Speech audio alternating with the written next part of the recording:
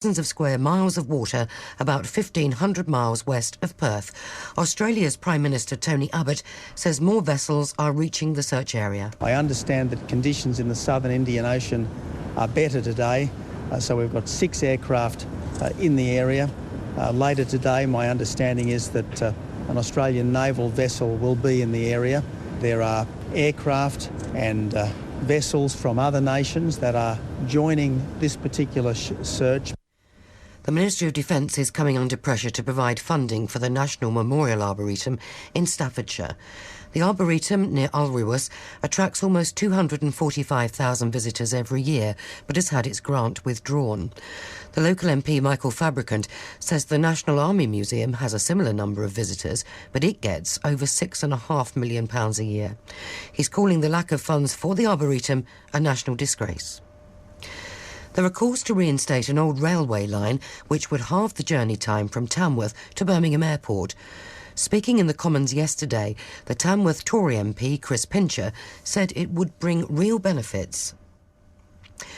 Kenny Jackett and Wolves face one of League One's most informed teams this lunchtime as they visit Sheffield United. It's the first of 2 commentary games here on BBC WM 95.6 this afternoon. The kick-off is at 25 past 1 and our build-up begins at midday with exclusive commentary. The Blades have made a surge for the playoff since Nigel Clough arrived late last year, and Jackett is not surprised by what Clough has achieved. Everybody knows the likes of Sheffield United and Bristol City weren't going to stay in the bottom 4 for too long, and at some stage would get going. So, you know, they're very big clubs. Sheffield United as big as any. So at some stage they were going to come, and it generally does come with perhaps a change of management, a few new players coming in, just shuffling things around, and then when it does get going, as we've seen at Wolves, momentum can take a part. And West Bromwich Albion could go above today's opponents, Hull City, in the battle for the Premier League survival.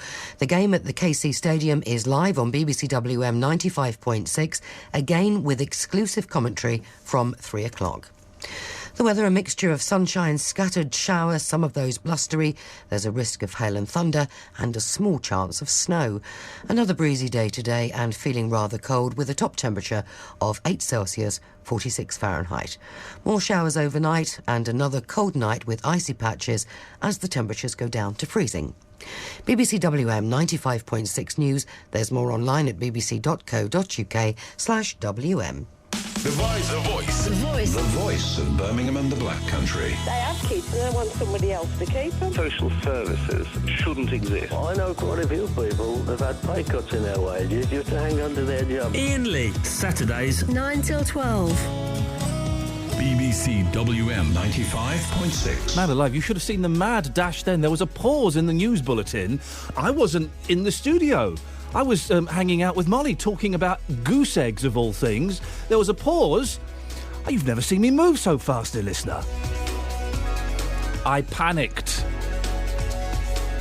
Nicole was just pausing for breath, as she is entitled to. Morning, this is Iain Lee, BBC WM 95.6, here until midday. Lots to talk about this morning, including... Well, have you seen the pictures of Madonna and her hairy armpits?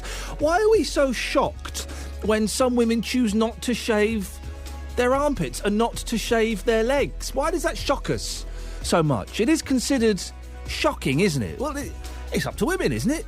If they want to go au naturel, then what's the problem with that? Or are you one of those people that finds it a little bit weird, a little bit unsettling, a little bit unpleasant? Should you be paid to care for members of your family? There is a huge army of unpaid carers looking after sick children, sick spouses and sick parents. If they all stopped caring, the country would collapse. But yeah, they get about, 50, 60, 70 quid a week? If you are a carer for someone, I'd love to hear your story. And do you think you're treated well enough? We'll also be asking about the BBC licence fee. Is it time for it to go? But before that, Christians. Onward, Christian soldiers. Do Christians get a bad deal in this country? Are they treated unfairly? Love to hear your thoughts on that. If you are a Christian or otherwise, what are your thoughts? Do you think Christians get a bad deal, an unfair deal? Lots of ways to get in touch. 81333 is the text number. You start your text WM. You can email iain.lee, IAIN, .LEE at bbc.co.uk. Or the best way to get in touch is to give me a call, please. 03453 009956. Have your say. Across the West Midlands, call 03453 009956. BBC WM 95.6. And the way this show works, well, I know we're getting lots of new listeners every week. The way this show works is I sit here and talk some serious stuff and I spout some nonsense, and you call in anytime you want. And you can talk about the things that we're talking about. Or if you just want to call up for a natter, do you know what I mean? Sometimes on a Saturday morning you want to have a natter. The weather outside is gorgeous. It's a bit chilly. Maybe you want to have a little chat. 03453 009956. Are Christians treated fairly in Britain? There's been for a while, hasn't there, a growing campaign amongst Christians that they're not treated fairly, that they're upset that you can apparently make jokes about Christians. Oh, but you try saying that about them Muslims. Or you try saying that about the Jews. You wouldn't be allowed. Well, is that right? I guess part of the reason that some people in this country think it's acceptable to poke fun at Christians, that's too strong a phrase.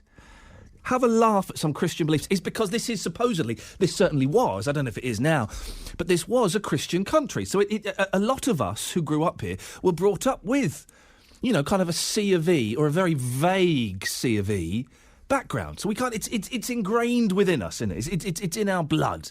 So we know about it. But is that fair? 03453 009956. Are Christians treated fairly in Britain? Well, the reason we're talking about this morning is because the country's most senior woman judge says that Christians with traditional beliefs about issues such as homosexuality should be given, quote, reasonable accommodation in law. Lady Hale, the Deputy President of the Supreme Court, said the UK is less respectful towards people with religious views than other countries, despite its long Christian traditions. Well, her comments follow a series of cases in which British Christians claim to be suffering religious discrimination but lost their cases. Now, they include, of course, Shirley Chaplin. You may probably remember this. She was a nurse from Exeter who was banned from wearing a cross at work. There's also the lady, wasn't there, who worked for, I think, British Airways, who wanted to wear a cross. If I've got this right, the British Airways lady won and Shirley Chaplin didn't. 03453 009956. Are Christians treated fairly in Britain? Joined now by Gary McFarlane, a former Relate counsellor who lost his job after saying he might object to giving sex therapy advice to gay couples. Morning, Gary. Good morning. Gary, you're going to have to excuse me kind of coughing and spluttering. I'm on day one of a very bad cold, so if I start sniffing or coughing in your ear, I apologise humbly. I've got a soother if you'd like one. Yes. Oh, really? Yeah. Gary, are Christians treated fairly in Britain, in your opinion? In my opinion, they are not. Tell me why. I don't know why the sea change in a period of 10 to 15 years. All of a sudden, there's just such an intolerance to Christians, and it's actually quite flabbergasting why they change so quickly. And I actually don't fully know why, other than society has become much more secular, and unfortunately, a lot of bad press, I guess, that the church has created, perhaps often for itself, regrettably. How does it manifest itself, Gary? In what ways do you see this intolerance towards Christians? If I talk about my case personally, in a sense, this is just an everyday guy minding his own business. At the time, I was a lawyer, and I decided to give back to the community. So I was a volunteer counsellor at Relate, fitting it in between my full-time job. And then I decided to train in sex therapy. And I, for whatever reasons and whatever people's agendas were, I was asked what would be my view if I were asked to provide sex therapy to same-sex couples. In truth, I actually didn't even know what my position was because I was only a trainee at the time, but I was really pushed quite hard up against the wall to express a view, even though I wasn't refusing anybody any treatment, and forced to express a view before I'd even sorted it out in my mind. And once I said, I will have a conflict with my Christian faith of some 30-odd years because I can counsel same-sex couples, and I did, and I do, and I continue to do, but sex therapy is rather different. It's teaching same-sex couples how to improve their sex life. And as a result of saying that, and that I would comply with the equal opportunities policy, but of course if a conflict arises in the future, I would discuss it with people. That was deemed not acceptable, and after a number of appeals to the trustees, I was dismissed for gross misconduct because I dared to say that I would have a conflict. And I don't want to make this whole debate this morning about kind of the gay issue and the Christian attitude towards gay. At all. But you have touched on it, so if I just may pursue that very slightly. Yeah. What was your objection to giving sex counselling to same-sex couples? Was it because you didn't know what they did, or was it because you objected to homosexuality because you consider it to be sinful? A number of points out of that. Firstly, I just don't go out judging people's lifestyles. That's just not me. It's people. We live in a multicultural Britain. Who am I to judge people? It's not about that. It was about the fact that my Christian faith at 30-odd years has given me some understanding and some teachings, and those teachings I seek to operate in my life personally, but when you ask me to cross some boundaries as to where I consider those teachings have taught me and taken me, then I say, okay, what I now have is a conflict between the needs of a community of people and my particular very strongly held Christian beliefs. And where there's a clear conflict, for me, when it conflicts with the Christian faith, I will say, as for me, I can't do that. And so is it possible to express a view like that without being homophobic and judging or be deemed to be judging people? Well, I guess people will say no. That you dare say you won't provide the service, you've got to be homophobic. And I say, that's just not right. I guess I'm trying to understand. I'm not a Christian, and I guess I'm trying to understand why Britain has become less of a Christian country.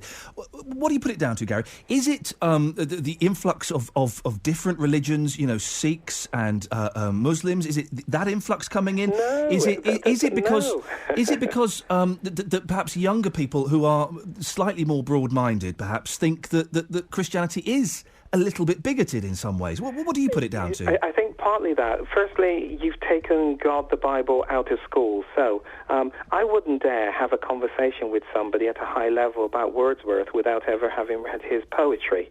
That would just be foolish.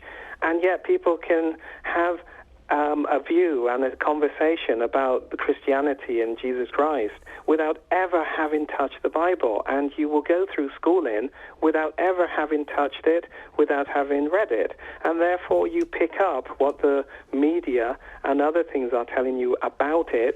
And we do, of course, have a rise of secularism and secularist society, and there are some really strong wheels that are rolling in our society at an increasingly high level of the echelons of society, which is putting out some stuff that really is to eradicate religion and Christianity from the square mile. We are not to be involved in conversations in the community. Gary, very quickly, because we're running out of time, and I know this is going to get lots of calls, 03453 009956. What do you think about... there have been calls recently to stop people making jokes about Christians on any level. So we would lose things like, for example, Jerry Springer, the opera, but we'd also lose kind of things... I remember Derek Nimmo's kind of vicar character in the 70s. We'd lose things like that as well, wouldn't we?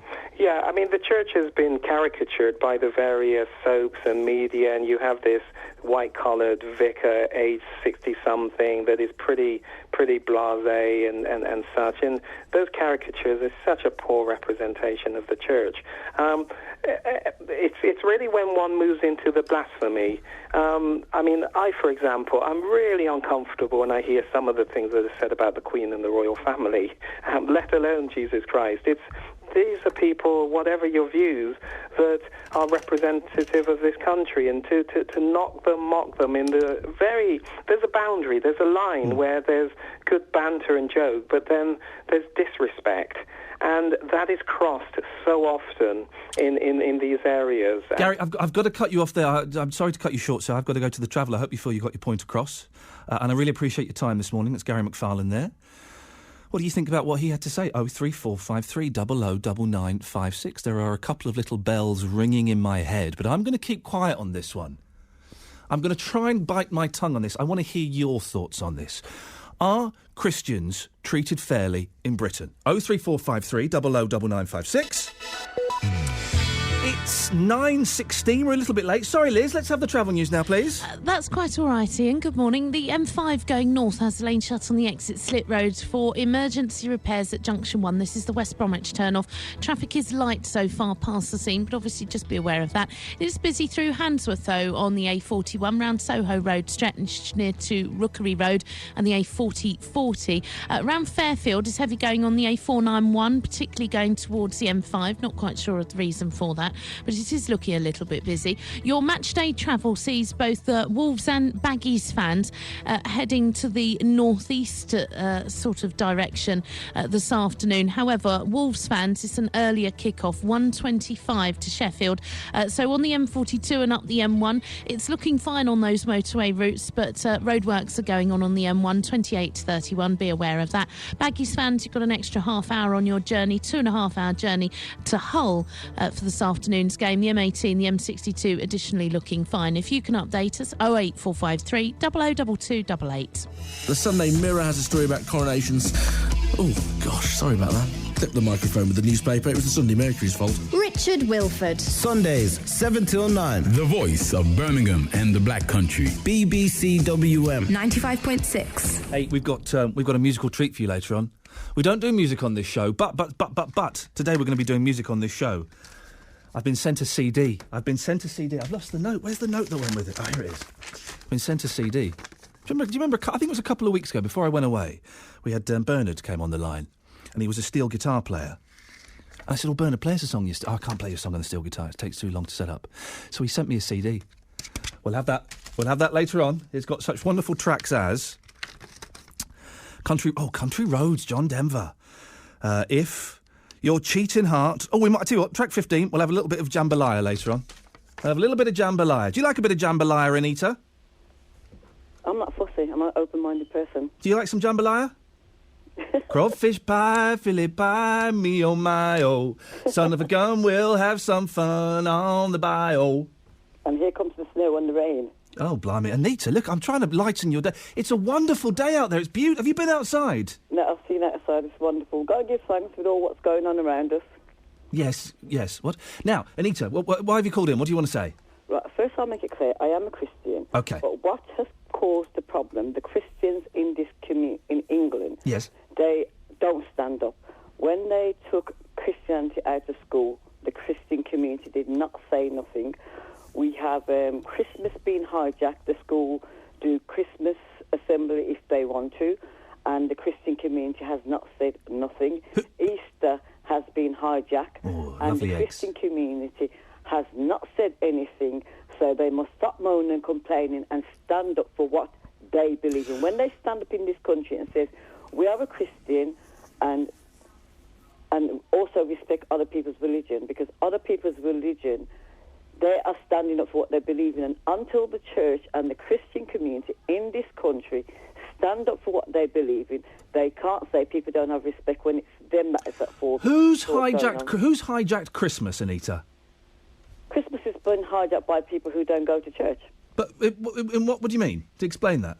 Christmas is not about buying anybody a present. It's about a baby that was found on Christmas Day. That's what Christmas is about. It's not buying each other a present and having a happy time. There's nothing wrong with being happy, don't get me wrong. Yeah. Right, but this buying a present... Jesus got presents, didn't he? Yeah, but when a baby's born, what do you do when your child was born? What did everybody do? They gave you a gift for your baby, not for you, but for your baby. And that's what they did for baby. Jesus gave him a gift. Here's something I only discovered recently. Is it true, Anita, that it took the wise men like 4 years to find the baby Jesus? People are saying all sorts of things. I read that it took the wise men. They didn't get there overnight or over a couple of weeks. It took them 4 years to find Jesus. So he wouldn't have been a baby then. He was a toddler. Right. That's why you have to be careful and read things for yourself. I always believe in when you read things for yourself. Yes. Then people can't turn round and brainwash you into thinking this and that. And that's why people need to read the Bible for themselves, read the different books around for yourself, because when people interpret it, they turn around and put what they believe. Christmas for most people, I would suggest, Anita, certainly for me and my family, it's a time for families to get together.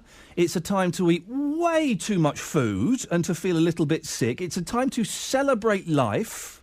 And it is a time, and one way of celebrating life and showing love and affection for people is to give them a few presents. Not to go nuts. You know, you want to get them an Xbox One and a PS4, but, you know, you want to get some nice things for them to show them that you care. Now, all year round we should be doing that. Yeah, of course. If everybody all year round turn around and show love to each other, then the problem we have in our community and our world today, we would not have it. People must not wait for Christmas Day to show love. We must show love all year round. Because today we know about, tomorrow we do not know about. So we need to be showing love all year round, because who tells you and I that we're going to be here for Christmas? Well, also, of course, you know that the celebration on December the 25th, that isn't necessarily a Christian celebration, is it? It's a pagan celebration as well, isn't it? It's to celebrate kind of the middle of the winter and the start, you know, the kind of the days getting shorter and things like that, entering into the spring. No, but it's an individual thing. That's what I said. You read things for yourself. You read the information for yourself, because people say all sorts of things in this world that we live in today, and you need to read things for yourself. Easter is a very important thing on the Christian calendar, but it's not been, the Christian community is not standing up like other communities stand up for their special day. Back in Jamaica and the Caribbean island, when you say Easter, Jamaica shut down and everybody goes to church. Over here, England does not. I mean, I'm talking for Is it because, Anita, do you think it's because people view the church as old-fashioned, as bigoted, as unwelcoming, and people are starting to get wise and think, hang on a second, why should we be celebrating what could be perceived as myths? No, but at the same time, the same community who are saying they don't go to church, where do they go for a funeral? Where do they go for a christening and weddings? A church. And if you don't believe in something, why are you going there? And a lot of people want a Christian funeral, a Christian wedding, a Christian christening. And what do you think of those people that go let's say, for example, get married in a church when they're not Christians?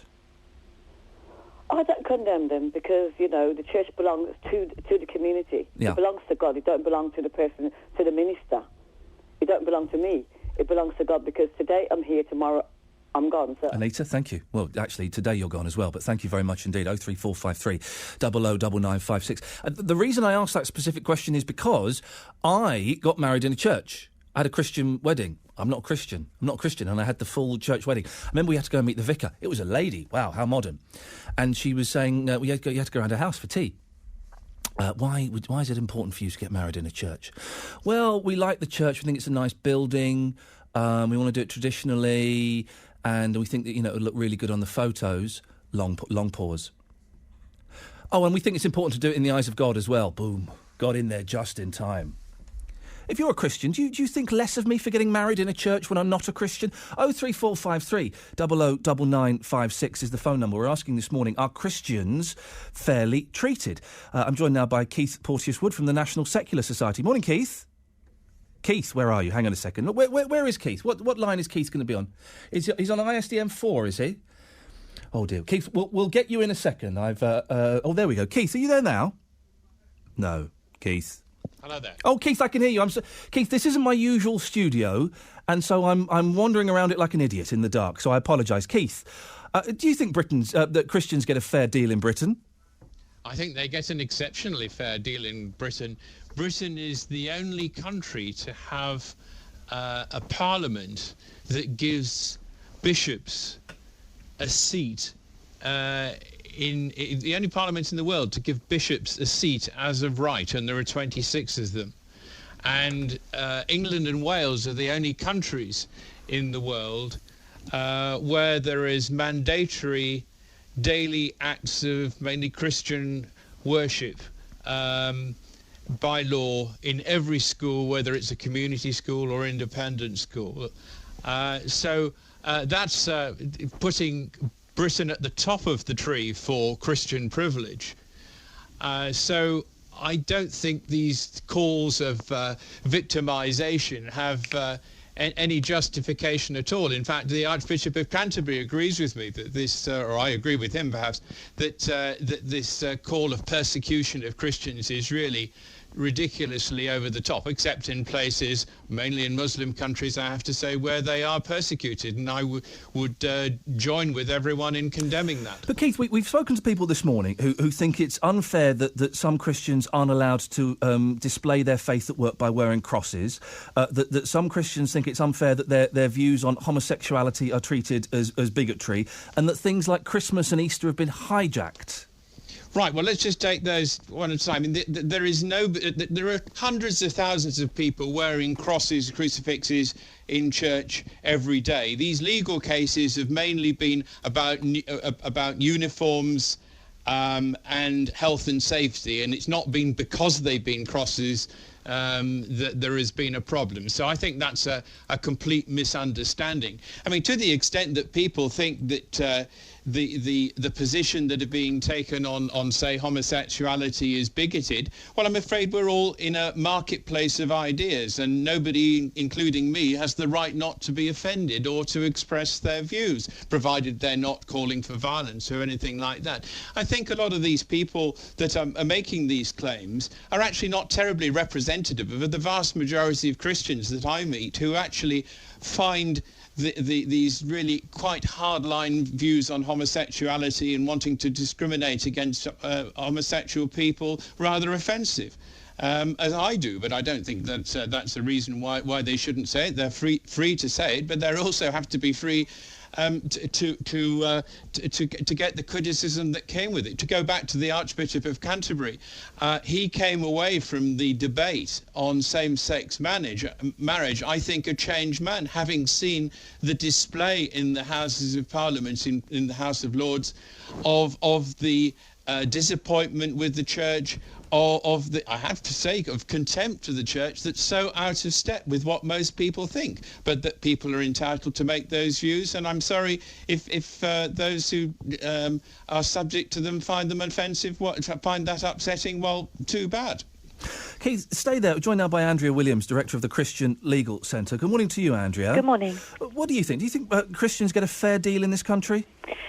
Well, certainly Christians are free to speak out about Jesus Christ in this country, but what we've seen over the past decade increasingly is that it's getting more and more difficult to do that. So in recent weeks we've seen street preachers arrested because they talk about sin. We've seen people lose their jobs because they won't place children into same-sex households.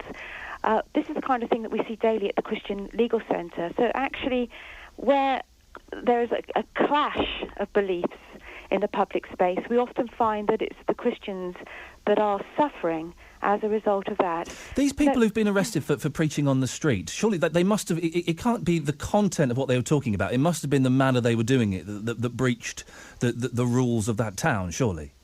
No, absolutely not. It was the message. Most of them, they've been arrested, perhaps held in a cell overnight, but the case has gone no further. It's because people were finding offensive what they were actually saying, which would have been talking about, and it's one of these sort of things that Keith was talking about just a moment ago. But Andrea, could I come in and break out with some harmony with you? I'm sure it can't be quite the first time, but I'm absolutely with you on street preachers, and we work with the Christian Institute to try and make the law more tolerant than it is, and the Christian Institute and I were actually at a National Police College course last week, impressing on police officers and those who train them to be much more tolerant about freedom of expression, even over issues that I would totally, and particularly over issues with which I would totally disagree with what the people say. So let's put this on record. I'm entirely on your side on that one. I'm very glad that you've gone and you want freedom of speech, but actually freedom of speech also means freedom to manifest. And so when there are bed and breakfast owners that don't want to facilitate couples in their bed and breakfast who are not married, then that should be actually respected as a matter of conscience. When somebody does not want to give sex therapy to two men, that should be respected. And would that apply to on racial grounds as well, Angela? Andrea, do you think that's the same thing if it was on racial grounds, if perhaps they came from South Africa and they decided that mixed race marriages weren't appropriate, and therefore if a mixed race marriage couple came, that they could, on religious grounds... that, of course, is an entirely different issue. No, it's the same principle. Prejudiced, because actually, there's what Jesus says in the Bible. What Jesus says in the Bible about sex is this: that the only place for sexual expression is in a marriage between one man and one woman in a committed relationship for life. And so that's a very high and beautiful ideal, a very high and beautiful ideal. And for Christians that want to be obedient to Jesus Christ and everything that he teaches, it's a matter of belief, it's a matter of conscience, and the manifestation of that will mean that Christians do not want to facilitate that which they think is not good, that which is sinful, that which goes contrary to God's laws. Well, I think that there is a place where that has to stop, and that's when it's commercial. If they want to manifest their belief by saying all these things on street corners, in church, that's fine. If they want to manifest it in refusing guests to their home, because they might break that, that's absolutely fine. The place where the law draws the line, and I think the correct place, is in commercial operations. Because once you accept that, then you've got to permit signs outside saying no unmarried couples, no gays, no whatever. A bit like the no Irish, no black, no dogs. And I don't want to go back to that. No Irish, no black, no dogs. When actually what the state that begins to do when it actually protects something that is contrary to Christian belief, protects sin, which is what it does. Well, it leads to a liberal tyranny. Andrea. It means that people are unable truly to live out. It's no freedom at all. Andrea, to resign I'm from going a job. to come in here in a second because there are lots of people who do think that homosexuality is not a sin and that it's a way of life, and that we shouldn't be bigoted against these people. And Keith's point is, if you don't want to invite gay people into your home, they're fantastic. You don't have to invite gay people into your home. But minorities have to be protected within the workplace and within public services, don't they? And bed and breakfasts and hotels are workplaces and public places. So gays have to be protected there, as do blacks, as do disabled people, as do Muslims, as do all kinds of different groups. In all of our cases, the gay couples have not been refused a service. There would have always been a way in which that would have discriminated against them. They would have been able to have the service. There's never been even a shred of hatred or bigotry in any of our cases. You've just said it's a sin. You've just said it's a Andrea, sin. Lady Hale in the Supreme Court said that if the gay couple who'd been discriminated against, Preddy and whatever and Hall, had discriminated against the people in a bed and breakfast of their own, when in fact it was a private hotel, wasn't it?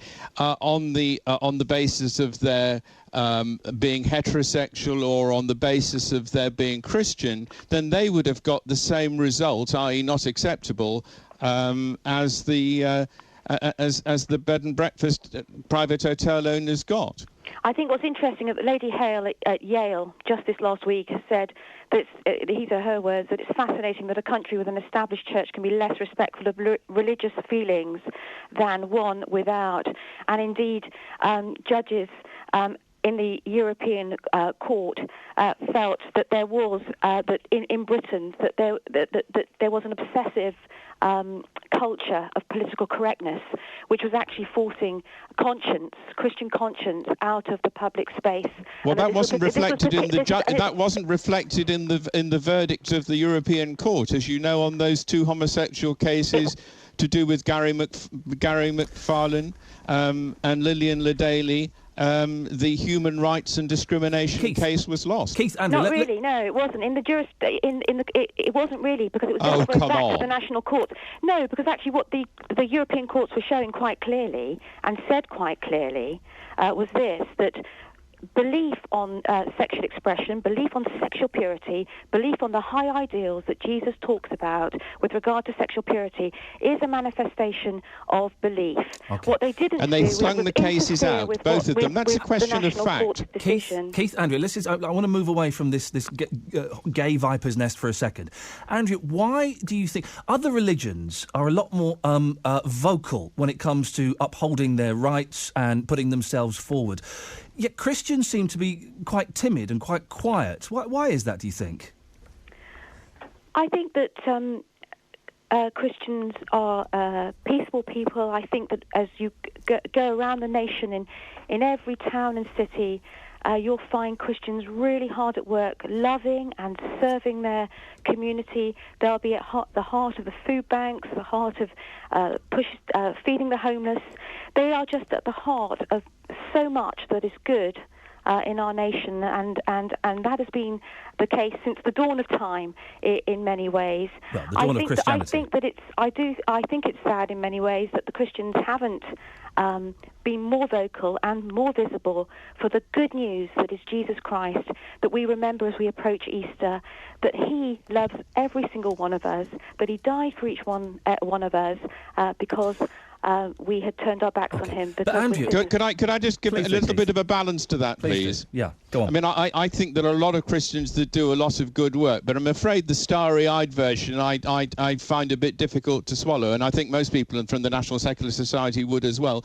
The degree of persecution that there has been by the established church in this country over the centuries, and particularly over blasphemy and homosexuality and all the deaths that have come from that, is something that, and the discrimination against people simply because they didn't happen to belong to the established church and happen to be even non-conformists or Jews or from other is absolutely disgraceful and a shameless history. No, Andrew, I think the church has been at the heart of education movements, health movements, things that have really been good and have helped individuals, no matter what their sexual orientation. We're running out of time, Andrew. Very quickly, you mentioned that the Christians are peaceful people, and that's perhaps why they keep their heads down a bit. But Muslims are peaceful people, and yet they seem to be a little bit more vocal in promoting their religion, don't they? Do you think that the Christians could learn a thing or two from Islam? I think that where we learn as Christians is from the beautiful and perfect person of Jesus Christ, who was God and who is the perfect likeness of God and will bring hope and flourishing to each one of us if we turn to him. Keith, you've got 20 seconds. What would you like to finish with? Well, I think that I'd like to see a little less aggression over people who have different views from Christians and a lot more accommodation, a bit more of this love that we keep hearing about actually played out in not discriminating and taking law cases against people of different sexual orientations. Andrea Williams, Director of the Christian Legal Centre, Keith Porteous-Wood from the National Secular Society. Thank you very much indeed. 03453 009956. Over to you now, dear listener. What do you think? You've had two very opposing views there. I mean, the gay thing is going to pop up in this argument. It's inevitable.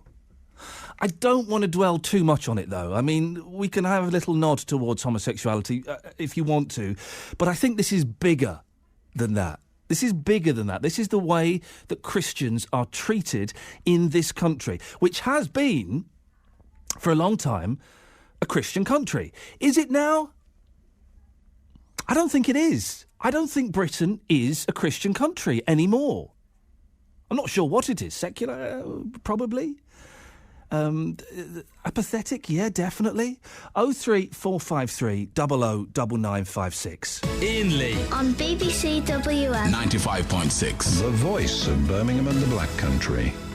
Let's go to Ken in Dudley. Morning, Ken. Good morning, Iain. Ken, what would you like to say? Not really. The lady who has been speaking, she does not represent the totality of the Christian viewpoint. Go on. I still go to a little church where I used to live 12 months ago. In 2 weeks' time, I shall be elected a church warden. Nothing remarkable, you're thinking, but here's the twist. I'm gay, and they all know it. Ken, how naughty of you. I know. Naughty Ken. Naughty gay Ken. I was all about to slip my wrists listening to her. Well, this is the juxtaposition, the oxymoron that I struggle with in Christianity, in that, that there are some Christians who are vehemently against you, Ken, and what you get up to, and then you are a Christian, and yet you've managed to accommodate being gay into it. And it sounds like the church that you go to has accommodated it as well. How does that work? Because God is all about love, and God loves everyone. It's perhaps, oxymoron. But it's right. It's a dichotomy. But God says to us, look, I don't mind that you sin as long as you own up to it. Now that's interesting. So, do you still think that being gay is a sin then? I don't, because God has made me how I am. Yeah. And that being said, there must be room for me in God's world. Well, someone put forward the argument once, which I will put here. It's not mine, but I'll put it out here. If God made man in his image, then isn't God a little bit gay? I like the idea. 03453 009956 if you want to phone up and have a go at me for that one. But so how did you have to come out to your church, Ken? Did you kind of have to stand there one Sunday and go, hey guys, got some news, I'm gay? I think it happened the second Sunday I was there. Not quite standing up and say it, but people wanted to know about me, and I simply told them. Yeah. And it wasn't a difficulty, because from 6 or 7 years before, they'd had a vicar licensed to, because he was a minister and ordained in the Church of Scotland that was working in Wolverhampton, I think. He was licensed to preach and to do whatever else in our church. And frequently, I understand, he came with his partner. Oh, hello. Two gentlemen. But then there will be people who are Christians who are deeply offended by that and just find that abhorrent. Yeah. But there's room for all of us. You know, God says, I love you. Nothing, here's something that Vicar said only 2 weeks ago. Nothing we can do is going to make God love us less or love us more than he loves us anyway. Ken, I appreciate your call. 03453 009956. Jeff's in Solihull. Morning, Jeff. Morning, okay. Yeah, I'm good, thank you. Jeff, what would you like to say? Well, that lady who was speaking earlier... Andrea Williams, the director of the Christian Legal Centre, yes. Yeah, well, I mean, it seems that anything that she says or anything what Christian says, straight away somebody's on the case. You can't say this, you can't say that. But when you get gays and others saying what they want to say, when the Christian tries to say, this, you know, it seems like whatever the Christian says is an offence because someone's always on the case all the time. Do you understand what I'm saying? I do understand what you're saying. I feel that Andrea was given a fair crack of the whip this morning. But, that other man who was speaking... Keith Porteous-Wood. Whatever she said, he was against. Well, yeah, no, that's... well done, Jeff, yes. They were opposite. They were coming from opposite positions, so he was against what she was saying for the most part, and vice versa. Yeah, but what's his belief then, really? He's secular. What's that? Believes in anything? He don't believe in nothing. Well, then and that's okay, isn't it? If he doesn't believe in a higher power, then that's fine, isn't it? Well, he's open. He's there to criticise anything, really. Then, isn't he? You know, no, he's got no belief. So no, he's there. He's criticising the strong, hardcore religious beliefs that people like Andrea kind of present. And that's okay, isn't it? That's allowed. But he's in a position where he can say, well, you're on about the hotel or the guest house not allowing gays into... but it's all right for people saying the gays can come in. It's what they get up to that then people don't like.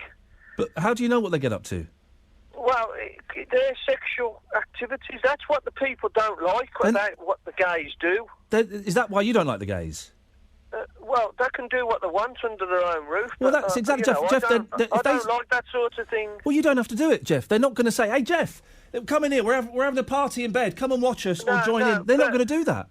No, but they're against that, aren't they? I mean, they're against that entirely of what two males get up to. But why should be? And we are going down this gay road, so we will a little bit. And I've got to go because the travel's coming up in a second. But why should it matter, Jeff, how two gentlemen or two women express a physical affection for each other if you're not involved? That's what they believe in. They all preach this thing about being in the Bible and quoting this, but a lot of them things are a myth. Yeah. OK, Jeff, I'm going to end it there because I'm getting a bit confused. I couldn't work out if you're for or against. But listen, if gays are going to get up to whatever they get up to, then, good luck to them. I'm not there. I'm not watching it. I'm not taking part. I tell you what, some straight couples do some far worse things, let me tell you. 03453 009956. Let's try and steer it away from the gay side of the street if we can a little bit. Do Christians get a fair deal in Britain? 9:46, travel news now. Here's Liz Saul. Thank you very much, Ian. As you head to the M5 going north, there's lanes shut at Junction 1. That's West Bromwich exit to the A41 is for emergency repairs, so traffic is coping OK. And certainly through Handsworth, further along the A41 is looking a little bit better for the moment. Heavy going on the A491 through Fairfield, heading towards the M5. And as you head to Dudley, it's a little bit congested on the A461 round Dudley Port, the junction with the A457. Your match day travel sees Wolves fans heading to Sheffield for the early kick-off at 1:25 this afternoon. It's a good 2-hour journey. Though there's no problems reported on either the M42 or the M1, there are roadworks which continue on the M1, 28 to 31 as speed and lane restrictions likely to add time onto your journey. Baggies fans are going in the same direction but on towards Hull. So from the M1, again, those roadworks, and the M18, M62 are both looking fine. If you can update us, 08453 002288. Middleton, Marlow, Moseley, Oldbury, Pattingham. Have your say across the West Midlands. BBC WM. 95.6. He surprised me at the end, the fella there. I wasn't expecting that. Thank you. Morning, this is Ian Lee, BBC WM 95.6, here every Saturday between 9 and 12. The way it works is I throw out some bits and pieces to talk about. You call in about them, or just call in for a chat, or if you want to have a go at me, you can do that. I kind of like to think of myself as... do you remember there was a thing in the 70s, primal therapy, primal scream. People would go around screaming and venting their anger, and they'd feel better for it. Well, I'm kind of the 21st century equivalent of that. If you just want to have a go, if you're angry, come and have a go at me. I can take it. I enjoy it. It feeds me. 03453 009956. Coming up soon. Should we be shocked if women don't shave their armpits and shave their legs? We'll talk about that in a bit, but first of all, we're carrying on the conversation about how fairly are Christians treated in Britain. Now, if you are a Christian, do you feel that things are unfair? Do you feel that you are made to be a less than, a second-class citizen? Do you think other religions or atheists, secularists, get preferential treatment over you? Do you feel that you're the butt of all the jokes? 03453 009956. Darren's in Solihull. Morning, Darren. Morning, Lee. Ian. Sorry. Yes, that's all right. But last name, first name. It doesn't bother me. What have you got? Well, it's see, the Christians. I used to be a Christian myself, and I'm sort of going back to it. They're quite a soft touch for a digging. They're an easy target. They're not very particularly vocal. And if you're Islamic, you can be very vocal about your views on homosexuality and the like. So I think it's quite easy having a dig at the Christians.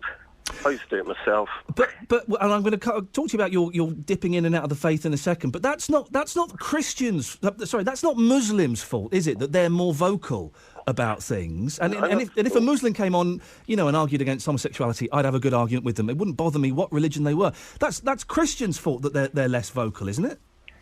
Well, yeah, they're quite a timid bunch, except for the nutters in America.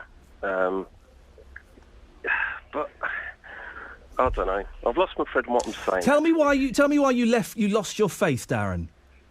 I was raised a Catholic until I was about 14. Stopped going to church. Got into a group called Crass and all that anarchist stuff. Oh, blimey. Yes, I don't know if you know of them. I don't know of them. It sounds pretty unpleasant. Oh, no, they were a good bunch. Okay. They were, yes, you can look into it. You're a similar age to me. Yeah. And then it's sort of like it's a rebellion thing to be, quite vocal about, religion in general. But as you get older, I don't know. And you're going back now. Do you feel that something is missing from your life? Yes. Right. It's probably because I'm, 1 foot in the grave. Old, yeah. Can I ask how old you are, Darren? I'm 46. Okay, yeah, because I'm 40, and I'm not religious at all. I kind of believe in a higher power, but that's a journey that I'm sort of going on. But it was turning 40 was the point. I can understand why people have midlife crisis, because I lost my dad, my mum's ill, turned 40, and I've started to question what the hell I'm doing here. Why am I here? What have I done? What do I want to do with the rest of it? Yes, Richard Dawkins, he's... That's the fella, isn't it? The atheist. I think he's going through what I went through when I was 14. Okay, there's not much proof that God exists and that, but you have to be so violently against the religions, or I don't know. Darren, thank you very much. 03453 009956. Indulge me, please. I have a long email, and I'm not going to sub it down. I'm going to read all of it. It's from Stuart Collins. It's written. It's all one sentence. So I'll put my own punctuation in, Stuart. Thank you. Here we go again with the BBC and Radio WM anti-Christian bias. Not quite sure what anti-Christian bias you've heard from me. In a week that the chairman of the Central Birmingham Mosque described homosexuality as akin to incest, paedophilia and murderers, and what does Radio WM do but have a phone-in attacking the Christian faith and wheeling out that bigoted Christian hater Keith Portishead to spew out all his bile? Why have you not got Dr. Mohammed Nassim on to explain his disgusting comments he made this week about homosexuality? You heard this, producer Joe? Dr. Mohammed Nassim. He was on with Adrian, was he? I missed that. OK, he was on with Adrian. The story was on with Adrian, I'm being told. Why have you not got him on to explain his disgusting comments he made this week about homosexuality? Why are you ignoring this story? Well, Stuart, I've just been told it was on Adrian this week. I will tell you why. Because you are scared to expose the bigoted, homophobic views of Islam and Muslims. You are cowards at Radio M this morning for ignoring the real hate against homosexuals displayed this week by Dr. Mohammed Nassim, the chairman of the Birmingham Central Mosque. Why are you not interviewing him this morning, Iain Lee? Are you scared of Islam and Muslims? No, not in the slightest. If I don't know the story, if I'm completely honest, and I should do, and I will look it up. Thank you for bringing it to my attention, Stuart. Apparently the story was on Adrian this week, so it's not been ignored by the station. And if this Dr. Nassim did say these things, well, then he's a bigot and he's an idiot. There we go. Is that okay? Does that sound like I'm scared of Islam and Muslims? No, of course I'm not. And, Stuart, you've been listening with cotton wool in your ears, because I don't think I've been attacking Christianity in this. I think I've been rather gentle. There have been several moments this morning when it would have been easy to steam in with a fist in an iron glove and have a go. And I've not done that. I'm trying to allow this morning the listeners to come on with their thoughts and their opinions. I'm not scared of Islam. I'm not scared of Muslims, Stuart. If they're doing something wrong, I'm quite happy to tell them they are doing something wrong. The reason we're talking about this story, the reason we're talking specifically about Christians and asking are Christians treated fairly in Britain, is because of a story this week from Lady Hale, Deputy President of the Supreme Court, who said the UK is less respectful towards people with religious views in other countries. That's why we're doing it, Stuart. So thank you very much indeed. Oh, I'm about to be handed a sheet of paper. Oh, this was on Adrian. OK, yeah. Well, can we try and get this doctor on? Yeah, let's try and get him on, Joe. Thank you. OK, so it was on Adrian in the week, and we're going to try and get this Dr. Mohammed Nassim on. There we go, you see. Me? Scared? Get out of there. Vince is in Selly Oak. Morning, Vince. Morning, Iain. How are you? Yeah, I'm good, thank you. I'm good. What have you got for me? Well, what I'd like to know is God did not tell people to hate people of a different colour, a different gender, or a different religion. We were all God's children, and we should all be treated as such. Yeah. And not be discriminated against. And we should all be treated on the same level. There is nothing in the Bible that states we shall hate homosexuals, gay people, or, as I say, different people from other religions or skin colours. Then why is there a sense of hatred? There are people that will use religion to hide their hatred. The thing is, though, Vince, most Christians I've met, they're all right. They're nice. Some of them are really, really nice. Some of them are, a bit silly, but some are idiots. But that's kind of the same everywhere. I'm a Christian. I call myself a Christian. I don't have to go to church every week to prove that. I do other things in life to help those less fortunate than myself. I'm not going to go into detail on that, And I don't go around hating people. I don't go up to people and tell them they're saying this, that, and the other. You know what I mean? And or cause trouble for other people.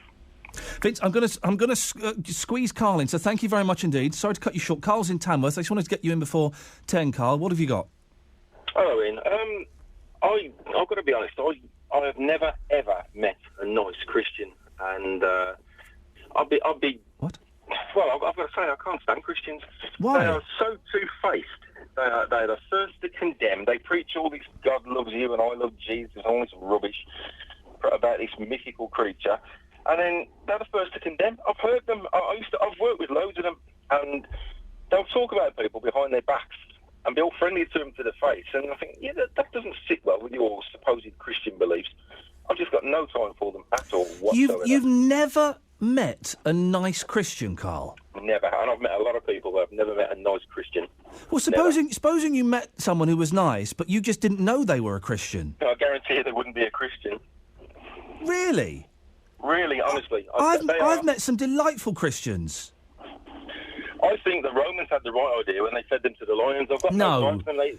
It's stupid religion. There's nothing but cause wars. It's the same as any religion. I've got no time for any religion, but Christians, they're just not a nice breed of people. Carl, this anger is stronger than... something must have happened to you in the past to have such a strong hatred towards Christians, who, for the most part, are a loving group of people. Every time that someone's done me a bad turn in my life, it's been a Christian. Really? And that leads me to think that, it's two-faced. Give me an example of a bad thing that's been done to you by a Christian. Well, I used to work for an organisation. I had a little group of people conspire against me to get me the sack there because I opened my mouth about something that was wrong, and he got me the sack. But the people who did it and the people who got me into trouble were Christians. So... Christians, no time for them whatsoever. Carl, thank you very much indeed. Wow, gosh. Carl's angry. There's so much I could have asked about this story, but we're out of time to talk to Carl. Thank you, Carl. 03453 009956 is the telephone number. I've met some wonderful Christians. I've met some flipping awful Christians. I've met some wonderful atheists. I've met some flipping awful atheists, wonderful Jews, wonderful Muslims, flipping awful Jews, flipping awful Muslims. I've met them all. To say he hates all Christians is perhaps a little bit extreme. We'll carry this discussion on. The way this show works is I put things out. You can call in at any point between now and 12 about them. I've got 1, 2, 3 lines free, so now is an excellent time to call. 03453 009956. Are Christians treated fairly in this country? And you heard Carl there saying he hasn't got time for any Christians whatsoever. Hates them all. They've stitched him up in the back. He wants to throw them to the lions. Wow. If you're a Christian or a sensible person and you want to have your say on that, do give me a call. 03453 009956. Coming up after the news, why are women so scared to be natural? There's a big campaign, isn't there, this week for women to post selfies without any makeup on. And lots of the girls I know are, I can't do it. Oh, no, it's terrifying. All the pictures I've seen, everyone looks wonderful. Everyone looks wonderful without their makeup. There's a picture of Madonna with her armpits. She's not shaved them. We do, as a society, wince a little bit, don't we? Why are women scared to be natural? We'll take your calls after the news with Nicole.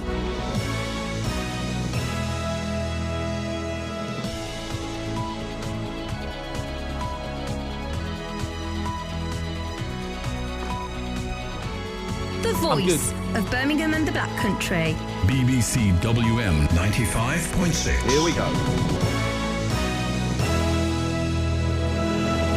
It's 10 o'clock in the morning. Let's get the latest news and sport now with Nicole Pullman. Police have released details of a woman who was robbed as she was having an epileptic fit in a Birmingham street. The 25-year-old was on her way to work in Birmingham city centre when she blacked out and collapsed on Summer Row. 2 women went over to her. One searched her bag, pretending to be looking for her medication, but took her purse as she lay unconscious on the ground. Police don't know if the 2 women were together or if one was genuinely trying to help, but they've published details about both the women on their website and on Twitter. The search for the missing Malaysian plane has now entered a 3rd week, and the focus is on some of the most remote parts of the Indian Ocean.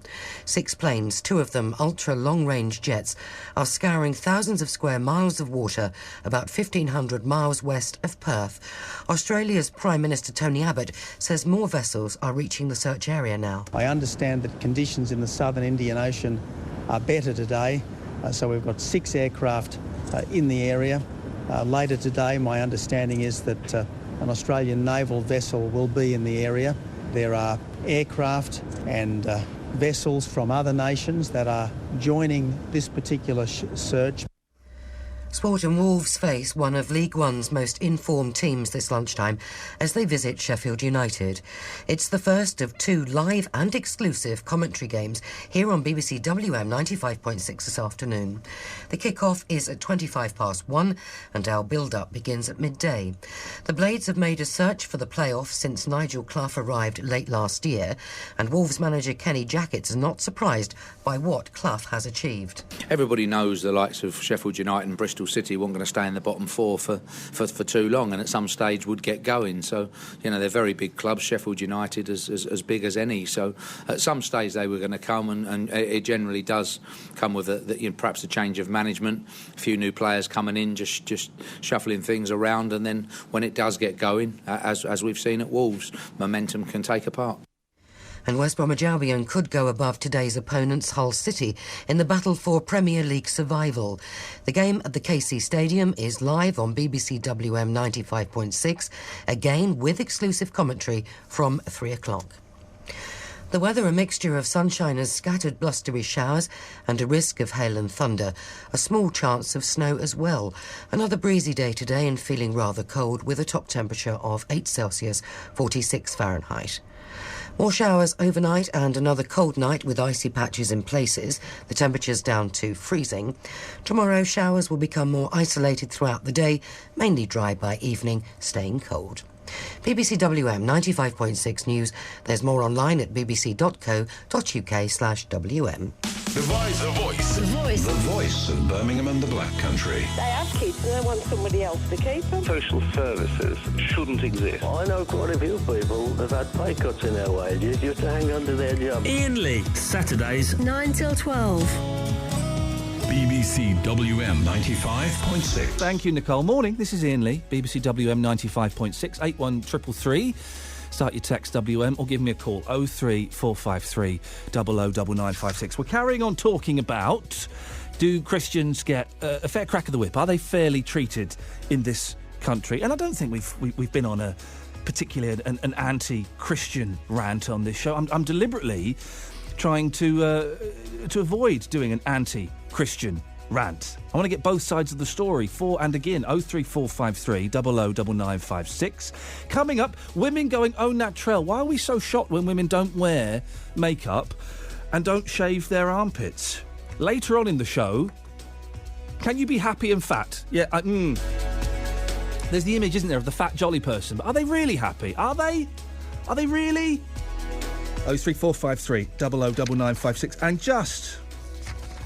Well, when I came in this morning, Nicole told myself and producer Joe just the most incredible story. It was in the news about this epileptic woman. She was robbed while she was having a fit. It's one of those things you think, oh my goodness gracious, what is going on? We'll be talking about that in a bit.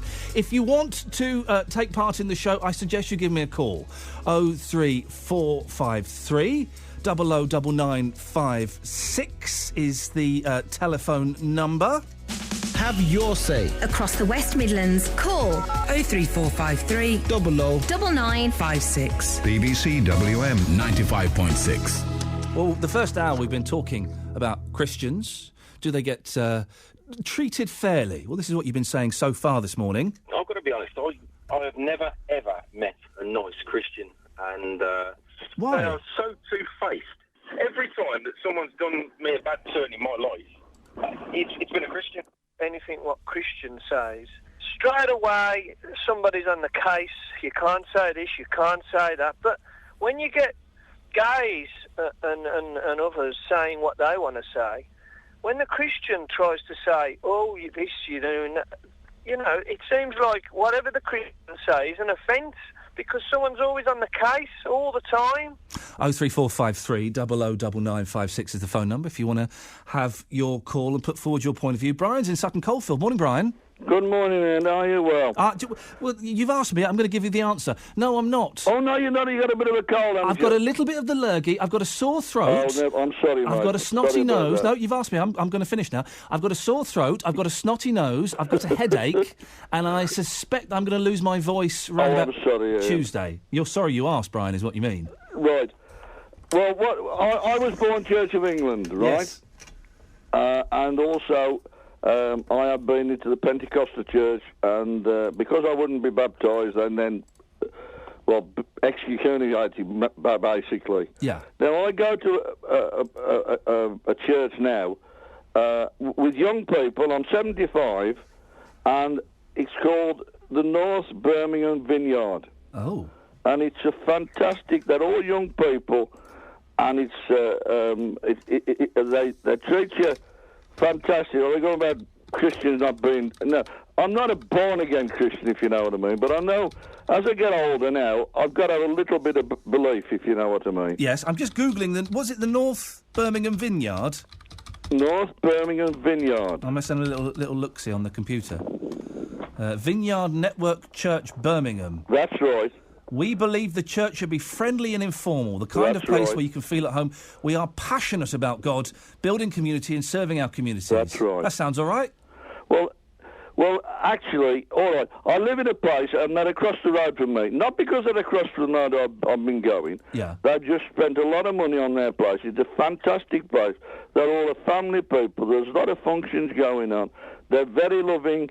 And as I say, they welcome me with open arms, and they're fantastic. I tell you what's interesting is I'm on their page now, and in the bottom left-hand corner of each page, there's a little box that says "My Story."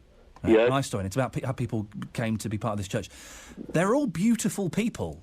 I'm trying to find. Look, I mean, Sophie is beautiful. I'm trying to find a picture of an ugly Fiona. Beautiful. They've put beautiful people up there. Is it full of hot people? They're all very nice people, and youngsters from 20 up to 40. And as I say, I am the granddad over there. I'm the oldest person in there, and welcomed every day. Every day, I have functions in the week. We have, and it is very, very good. And regards being friendly, it is very, very friendly. We spoke to, I think it was Carl earlier on, who says he's never met a nice Christian. You're all two-faced, Brian. No, I'm not. No, I'm not two-faced. No. As I say, I am not a fantastic Christian. I go across every Sunday if I can. If there's anything else that comes up, but what I'm trying to say, they're a fantastic. They have a youth band. They're really they're loving, and it is fantastic. Well, but Brian, it sounds like a fantastic place. I'm glad you're getting something out of it. 03453 009956. Do Christians get a fair crack of the whip? Are they treated fairly? There was a huge furore, wasn't there, when the Jerry Springer, the opera, was broadcast and was performed because Christians found it blasphemous and offensive. And, I mean, they should be allowed to express themselves, but it's a tough one, isn't it? Freedom of speech and how far you can go with that. 03453 009956. I want to squeeze this story in. Not squeeze it in, I'm going to give it all the time it deserves. Incredible story. I'd love to get your reaction to this. This is shocking. Police have released, and Nicole was talking about this in the bulletins, police have released details of a woman who was robbed by another woman as she was having an epileptic fit in a Birmingham street. Just let that soak in for a second. There's a woman having a fit, another woman goes and steals from her. The 25-year-old was on her way to work in Birmingham city centre when she blacked out and collapsed on Summer Row. 2 women went over to her. One searched her bag, pretending to be looking for her medication, but took her purse as she lay unconscious on the ground. Police don't know if the 2 women were together or if one was genuinely trying to help, but have published details about both on their website and on Twitter. I'd love to get your thoughts on this, really. I mean, I don't know what more there is to say apart from to express your shock and your disgust. 03453 009956. Maybe you've got a story of pure callousness, pure empty-spirited, cold-hearted callousness. 03453 009956. I'm joined now by Beryl Charlotte, chair of the Epilepsy Action West Midlands Forum. Morning, Beryl. Beryl, when you hear a story like this, what's your reaction? Well, I have to endorse all that you've just said. And to be honest, people want to think what the impact has on somebody who has been in this position. This does happen more times than should happen. In fact, it's becoming quite regular. I have phone calls from people who have gone through these experiences. They've had a seizure in the street, and seizures can affect people in many, many different ways. But it's often the ones when somebody will collapse to the floor. And some people think, oh dear, somebody's perhaps been taking drugs or they've been drinking. But I have to say that 1 in 105 people in England do have epilepsy. These people want support. They don't want that type of support. This is a rarity, isn't it? But some chance of going off and stealing stuff from someone having a fit? No, it's not so rare. It's not so rare. As I say, I do receive calls from people who have seizures that ring me up in real distress. I had a person the other day who had been into a shop and bought 2 shirts. These people are on benefits, and they went out and they had a seizure. And when they came round, their shirts had gone. That's incredible. And I've had other stories where people have also had their money taken. Not just their money, it may be cards within their wallets.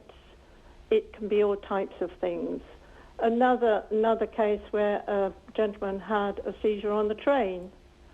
And when they came round, they'd lost their wallet.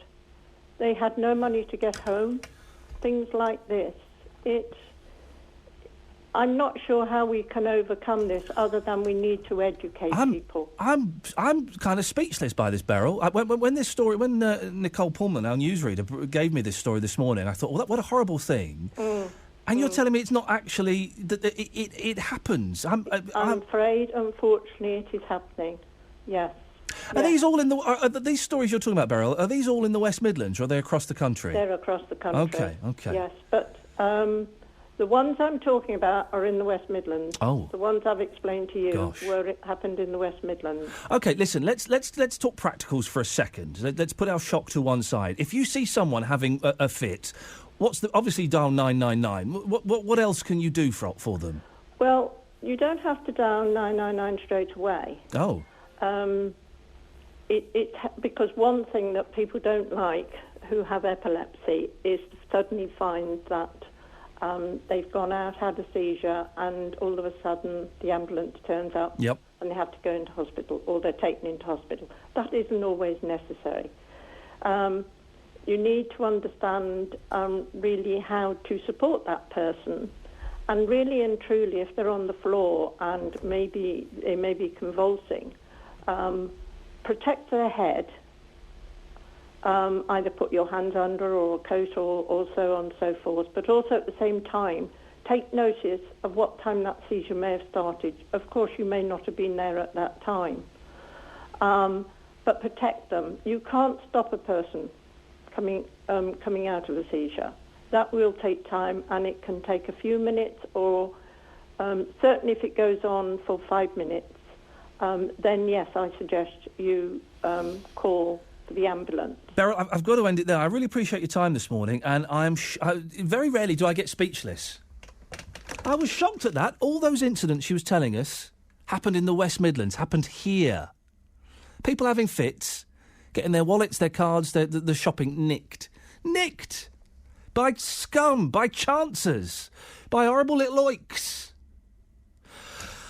Listen, we'll have some fun later on, don't worry. I've still got a CD of steel guitar tunes, so don't worry. But I'll throw this open. I didn't think we'd get anything on this. I can see we've got a phone call already. 03453 009956. Your stories of just pure callousness, of chancers, of scumbags, just going beyond what you thought was humanly possible. This is Iain Lee, BBC WM 95.6. It's 10:15. Let's get the travel news now. Here's Liz. Thank you very much, Ian. The M5 going north still has that lane shut for emergency repairs at junction 1 for West Bromwich, the A41. Traffic copes OK passing the scene. It is looking rather congested still on the A491 through Fairfield, heading towards the M5 in that area. And going into Birmingham round Hagley Road is looking rather congested now, approaching Five Ways Island. Your match day travel sees Wolves fans heading to Sheffield. It is an early kick-off at 1:25, so you better get a move on. It's a good 2-hour journey. Along the M42 is looking OK. The M1 is fine, but there are roadworks to contend with between 28 and 31.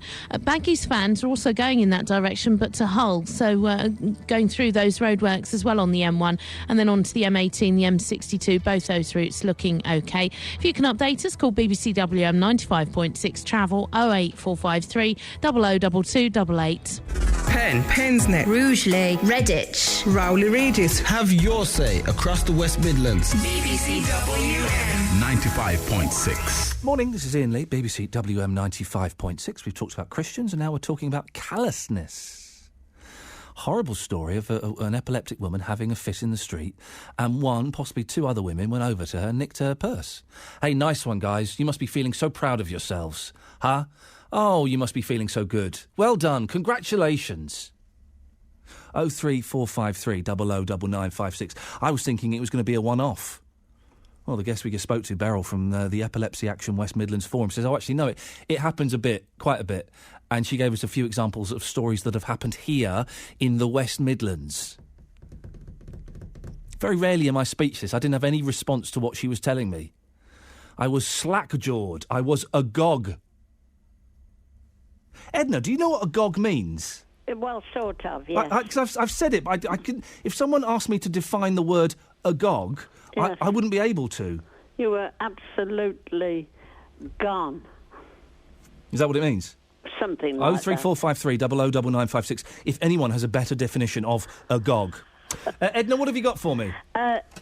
This is quite a few years ago, but I've never forgotten it. An elderly couple out shopping, supermarket, trolley full of food paid for. Beautiful, I can see it. Wife was outside in a wheelchair in the car. The husband had a turn and passed out. And while all the supermarket people were running round trying to take care of him, somebody pinched his trolley, which he'd paid for. Nicked all his shopping? All of his shopping, yes. How do people get away with this, Edna? Oh, I don't know. They bring back hanging. Well, no. Don't let... No, Edna, don't start doing the bring back hanging argument. We can't do that. You will have plenty of people besides me who think bring back hanging. No, we can't. I mean, these people are beyond redemption. We can't bring back hanging for things like... We can't bring back hanging at all. It doesn't work, Edna, for goodness sakes. You silly sausage. Hey, listen, do you like steel guitar music? Well, I can live without it. Oh, I was gonna play you some. Bernard. Oh, well, you could leave it till some other time. Oh, dear. Oh, Edna, that's disappointing. Bernard sent in his CD. He's written a note. Shall I read you the note he's written? Oh, go on then. It's from Bernard. He says, Iain, I hope you enjoy the CD. I would appreciate on your comments. Please write or phone the above address or phone number. Yours sincerely, Bernard Mills. And he sent me 23 songs that he's played pedal steel guitar on. Oh, well, I suppose once you'd played the first one, everybody would know whether they wanted the other 22. Well, shall we have a little listen? Go on then. What do you fancy? Do you fancy Country Roads, If or Jambalaya? Oh, Country Roads. Country Roads. Right, that's track... No, I don't know if I can get this CD player to work. Hang on a second. It should be that fader... Oh, no, here it is. It's that fade... Oh! Here we go. Started. What?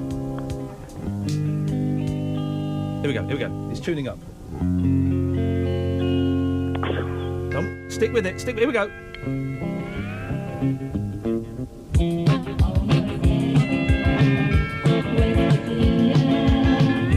Blue Ridge Mountain, Chattanooga River. Do you want to sing, Edna? Oh, yes, it's beautiful.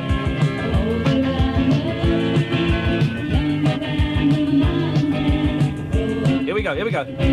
Country roads, oh, Lord, take me home. You singing, Edna? Oh, absolutely, yes, but I'm not sure of that. I'd rather listen to your howling. West Virginia.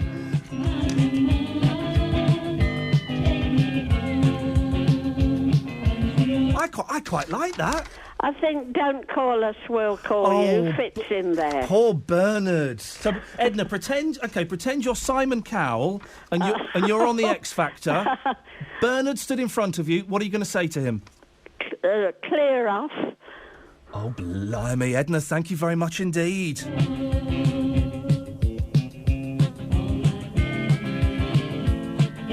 See, he's playing the steel guitar. The steel guitar, dear listener, is a very, very difficult instrument to play. It's got 10 pedals. 10 pedals. I think that's... We'll play more of that throughout the morning. Thank you, Bernard. Ignore Edna. She's being a little bit grumpy this morning. She wants to hang everybody, and she wants steel guitar players, I think, to be hanged as well. I think that's what she's asking for. 03453 009956 is the telephone number. Where am I going to now? Sorry, I missed that. There was a whisper in my ear, and I didn't quite hear it. Let's go to Wilf. Shall we, Wilf? Hello, Wilf. That's me, yeah. Yes, Wilf. What have you got for me? I've just been looking in the dictionary at the agog. Oh, yes. It means in excited eagerness, frolicsome. Frolicsome. I wouldn't have... then I've used the wrong word. I wouldn't say I was frolicsome when the lady was talking to me about epileptics being robbed. I thought it meant surprise myself. Yeah, I thought... is it... Are you sure you've got a dictionary there? You're not just making it up? No. Oh. It's page 17 if you want to... I think most dictionaries have different number systems on the pages. It might not necessarily correlate. Wilf, when you were little... Yeah. Let's go back quite a long way here. Did you used to... Does everybody do this? Did you used to look up the rude words in the dictionary? Oh, no. You didn't do that? No. Really? No. Why? I'm one of 11 children and my parents were very strict. I was... mind your P's and Q's in our house. I always used to look up the naughty words in the dictionary. No. See, I do a lot of crosswords, I see, and if I come across a word I don't understand, I'll pick my book up, I was thinking the other day I might treat myself to a nice big fat dictionary, because I don't like looking things up on the internet. This is the concise English dictionary, this is. I want a fat one. I want a big fat one. Aye. I want to get my hands on a nice big fat one. Wilf, do me a favour. Yeah. Look up, this is if you want the longest definition in a dictionary, look up the word so. S-O. Go and have look that up. Now, it's a simple little word, 2 letters. Yeah. So, S-O. We think we know what it means. Difficult to define. And the dictionary takes about 3 pages to define it. Oh, blimey. Are you thumbing through it now? Aye, hang on a minute. All right, sorry, Wolf.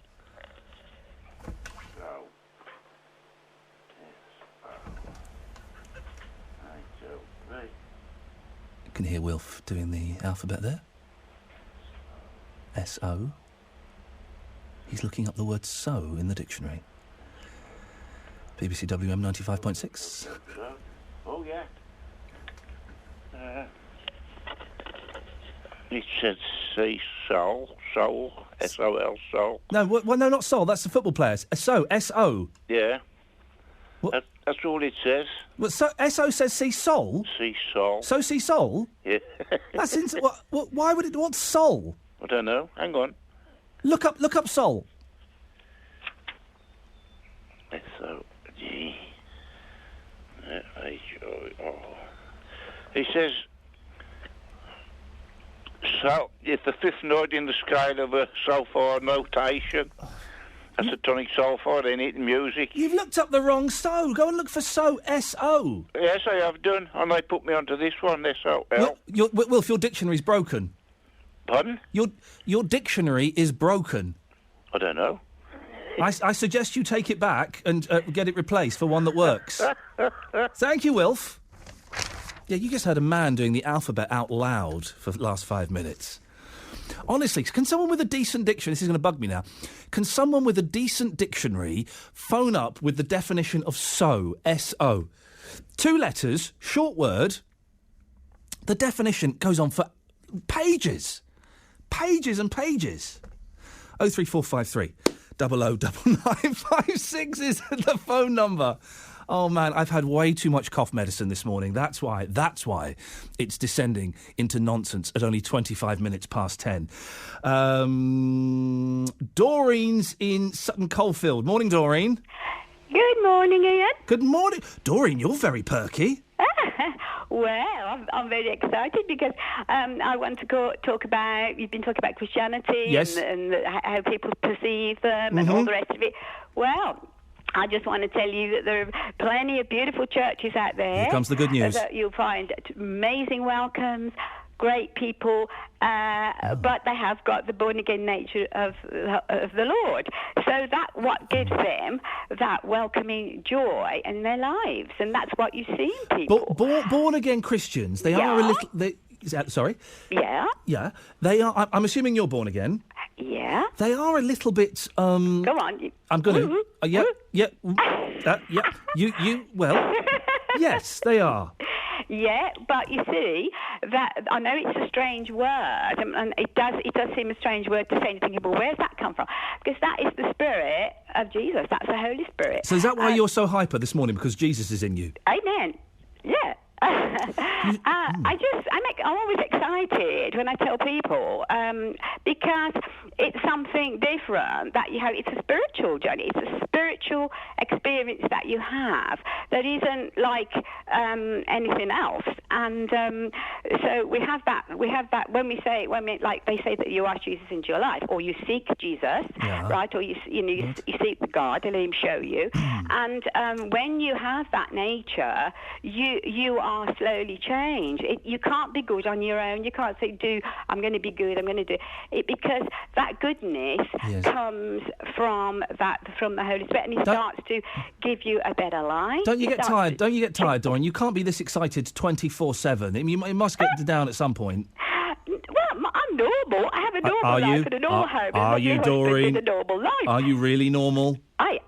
I'm normal. I'm normal. But I just wanted to say, because I know that you spoke earlier, you were sort of saying, I'm saying to myself, well, what am I here for? Blah, blah, blah. I'm not here to be born again. Oh, no. No. Yeah, well, I just want to give you the names of the churches that we've spoken about. The one was the old guy came on, and he was talking about the young church that he was at, right? Yes. And they would be, they would be born-again Christians. Born-again. He talks of them, and they have got that joy, and that's where it comes from. Doreen, what's your accent? I'm trying to place your accent. No, Birmingham.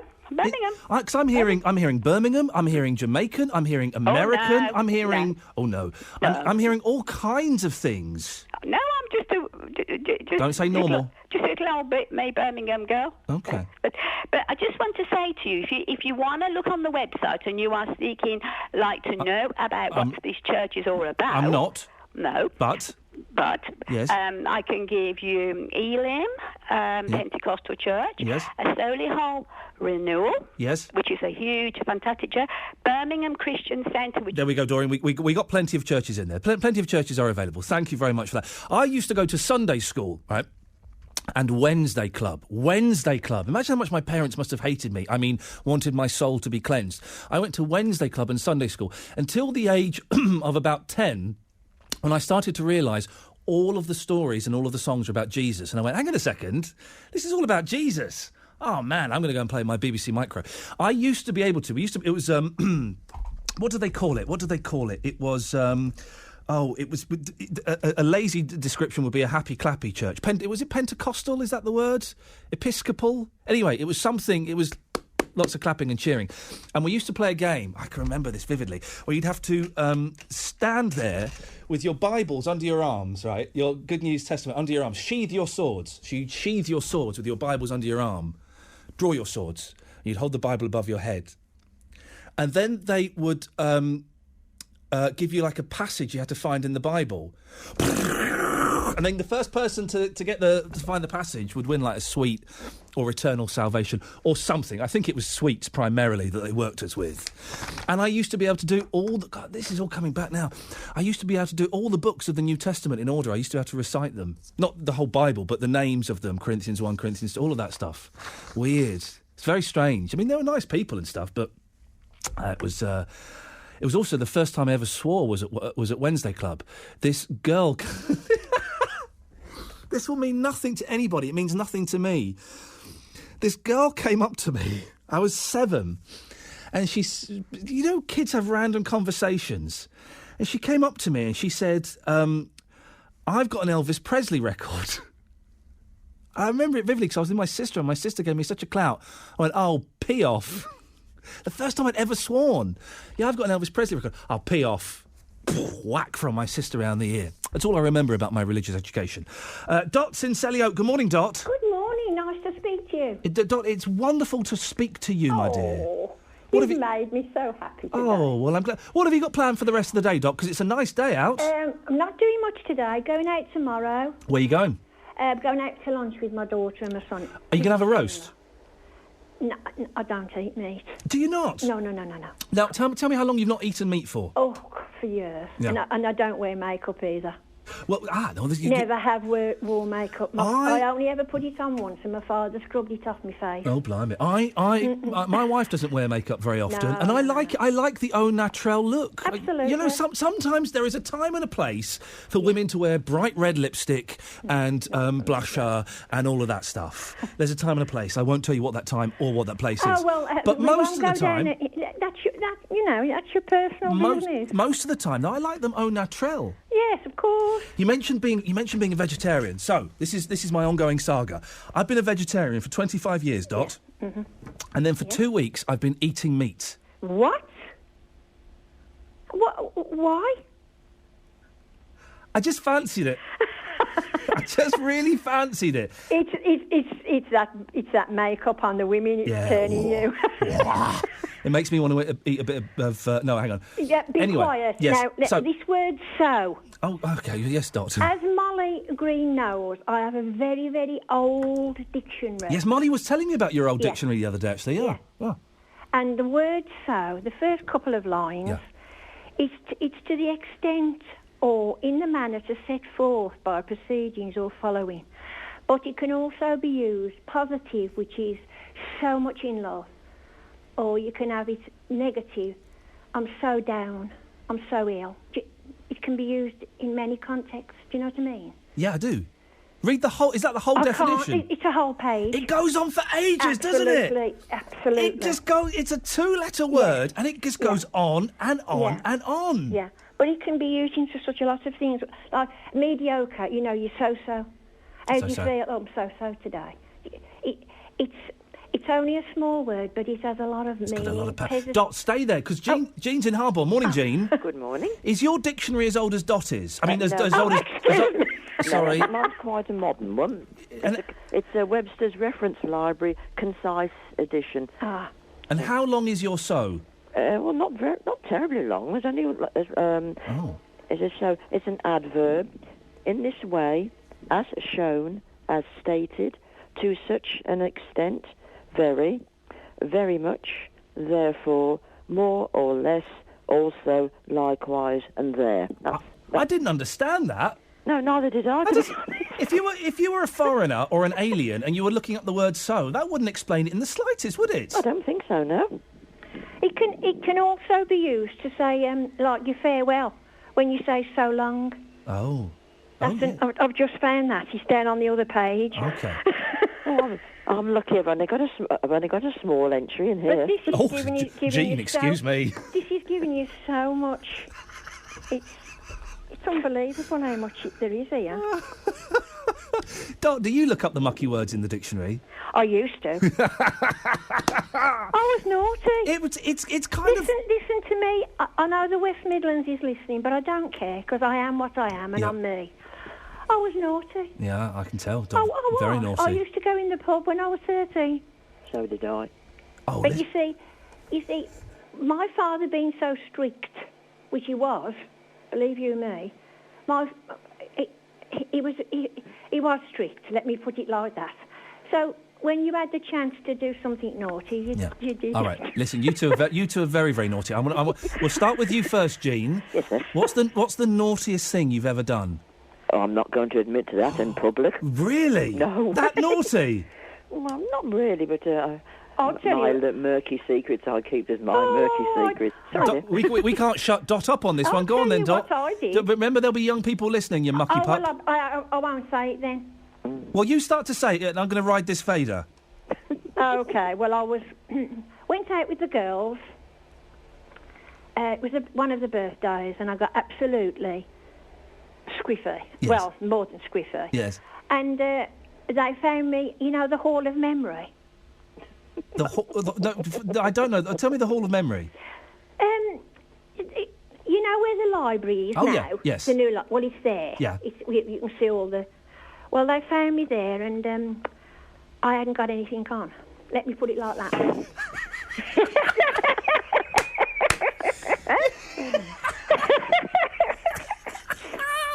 So they took me home. Oh, gosh. And they banged on the door. I bet they did. And then they left me. You were completely naked? Absolutely. How... I got my earrings in. Oh, well, that's good. How old were you, Dot? I'd got a family.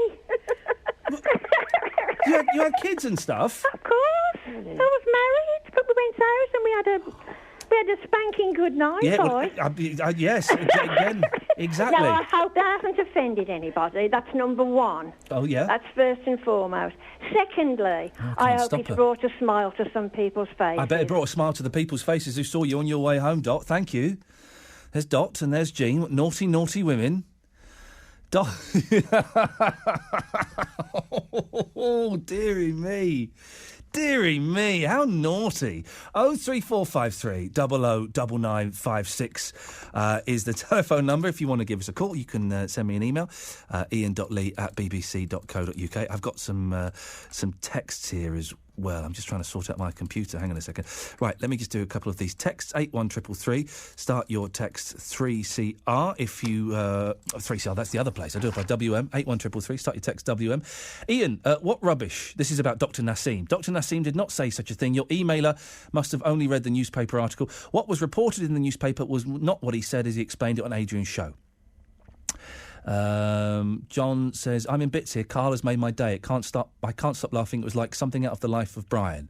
This was Carl saying he'd never met a nice Christian. They should all be thread to the lines. Jeremy Clarkson once said, you can tell a French woman from a mile away. She's the only one who's as hairy as Captain Caveman. Brilliant, says Jane Dudley. We'll talk about that in a bit. And Sean in Wolverhampton. The Bible teaches that homosexuality is wrong. It's not the people that God dislikes, it's the act of what they do in the bedroom. So be it man or woman, that kind of sex is what is wrong. So many of these Christian heterosexual relationships that enjoy... They uses some fruity language, which I don't think we necessarily need to use here. This is the voice of Birmingham and the Black Country. BBC WM 95.6. Back is Villa Wolves Blues. Tamworth Walsall football news. Starting lineup here inside the Hawthorns. Yeah, make of this what you will. There's 8 changes. Signing, sackings, gossip, rumour, and exclusive interviews. Purely because of the money. Not just the money, there's survival in the league. Live matches from the ground. At Villa Park, Rob Gurney. Nicholas Hellenius has scored. Commentaries with perfect sound. Siggett will turn it home. Blues with their first goal. Every goal and every save. On FM, not just medium wave. The Voice. The Voice. The voice of Birmingham and the Black Country. BBC WM 95.6. Now, here's something. Here's a story that I know is going to affect lots of you in one way or another. It may not affect you now, but you could be looking at it as a possibility in the future. Are carers undervalued, or is it your family duty? So, in other words, if you're caring for a sick relative, should you get paid or should you just get on with it? Well, this week, Birmingham City Council agreed to pay £5,000 following an ombudsman report which found a child with autism, attention deficit hyperactivity disorder, dyspraxia and communication difficulties was effectively lost in the system. The child, who can't be named, was being looked after by its mother, a single parent. Well, do carers get enough support? If you care for a relative, Maybe you've got sick parents or sick kids. And it always breaks my heart when we talk about this. There are lots of kids that look after sick parents. 13, 14, 15-year-old kids who look after sick parents. Do you think you get enough support? Should you get paid? Or is it just your family duty? 03453 009956. We can speak now to Lee Murray from Gornal, carer for his... Well, who do you care for, Lee? Son Edward, he's got something called Angelman syndrome. It's like very severe autism crossed with Tourette's, if anybody knows what that is. And do you care? Do you look after your wife as well? Do you? Yeah. My wife's got rheumatoid arthritis, so she when she came down with that, that's why I had to stop work, because she was his main carer till then, and obviously I look after the two of them now. So you're looking after the two. Can I ask how old you are, Lee? 54. And how long have you been? How long ago did you quit work to look after them? 2001. Wow. Okay, so you've been doing it for a long time. Yeah. It must have been a tough decision to make. It was a terrible decision to make because I'd always been in work. I was always the other side of the fence. I never thought it'd happen to me, and then suddenly nobody actually chooses to be a carer. It's sort of a decision stuck out your hands. You've got to do it, or what happens to your loved ones? What does your average day involve, Lee? Well, we start off by getting my son ready. I mean, that's usually I have to give him a bath or a shower because there be problems in the night, shall we say. And then brushing his teeth can take anything up to an hour. If he doesn't want to do them, he's very stubborn, he'll run around the house. He's 25 years old, isn't he? He's a big lad. Just gone 26. Right, okay. And, he's quite a strong lad and fit and active in other ways, but it's also involved like preparing his food, looking after his money, safeguarding issues, making sure his health's okay, the whole remit, keeping him entertained, getting into day services, things like that. It's a pretty full day, shall we say. It sounds like hard work. Yeah, it can be, but it's rewarding as well, because when you know he's had a good day or that and he comes back happy, it's all worth it in the end. Do you get any help and support? There is limited help. I mean, obviously, with all the cutbacks and everything, where we used to have like a nominated social worker, now there's one put in place if you need them, sort of things like that. So rather than social worker growing up here and knowing the family and spotting any problems, they come in sort of firefighting now, and a lot of other things have been cut back. I was involved with several groups. Dudley Users Forum was one, and that was closed down not long ago, but I have started a group up in conjunction with a few others now to replace it, Inside Carers Alliance. It's like a campaigning group to raise issues for carers, and that's based at Insight Priory Hill. We've got our next meeting next Thursday at 1 till 3. Anybody's welcome if they want to come. Do you get any money, Lee, from the government? The carers allowance is just about £60 a week. What are you supposed to do with that? Exactly. I mean, one of our big arguments is carers actually save the country about £125 billion a year.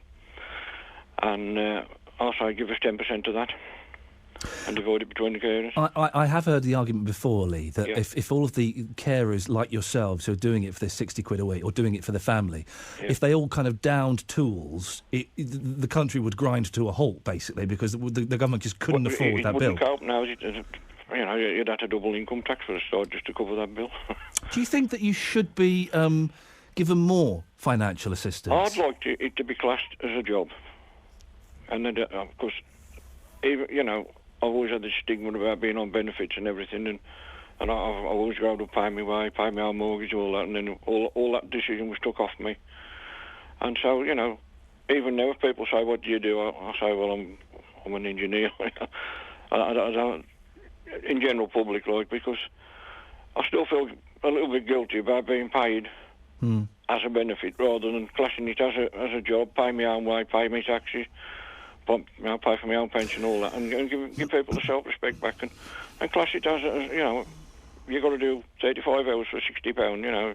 If an employer was doing that, he'd be gave minimum wage. Give us minimum wage for 35 hours. Lee, there might be some people listening, and the lines are open, 03453 009956, who say, well, hang on a second. This is your family. This is your responsibility. Why should we as taxpayers subsidise that? What would you say to those people? Well, the simple argument, what you just touched on, the money we're actually saving the country, would everybody want their tax doubling?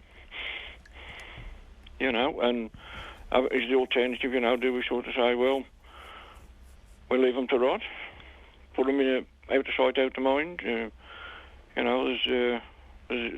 seems to be a general feeling that, people with disabilities need to get out in the community more and be helped into work and all that type of thing.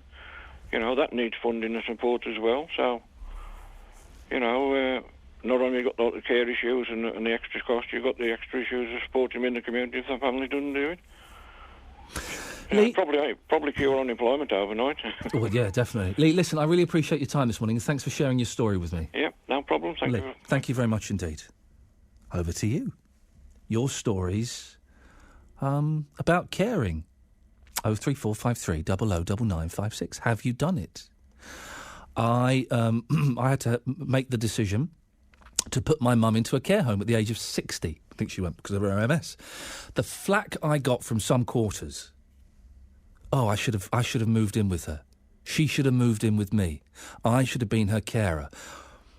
I strongly disagree. But what do you think? Is it a family's responsibility to care for these people? Should we be doing it for free, or should there be more money, more help? 03453 009956. It's BBC WM 95.6. Let's get the travel news now. Here's Liz. Thank you very much, Ian. The M5 going north still has that lane shut at junction 1 on the exit Slit Road. Emergency repairs continue at the A41 West Bromwich exit. As you head in and out of Birmingham, around Hagley Road in particular is looking quite busy, particularly passing Monument Road currently, and towards Five Ways Island still a bit of congestion. Around Stourport is busy along the A451. Better though through Fairfield along the A491 as you head towards the M5. And you'll also find the motorways M5 aside looking pretty good so far this morning. Of course, away fans, Wolves are off to Sheffield. It's an early kick-off, so you better get a wriggle on as you head towards the M42, the M1, no problems, though there are roadworks on the M1, 28 to 31, likely to add time onto your journey as you head towards Sheffield. Baggies fans are going a bit further towards Hull. That's a good 2.5 hours. Once you get through the roadworks on the M1, then the M18, the M62, no delays to report. If you can update us, call BBC WM 95.6 travel 08453 002288.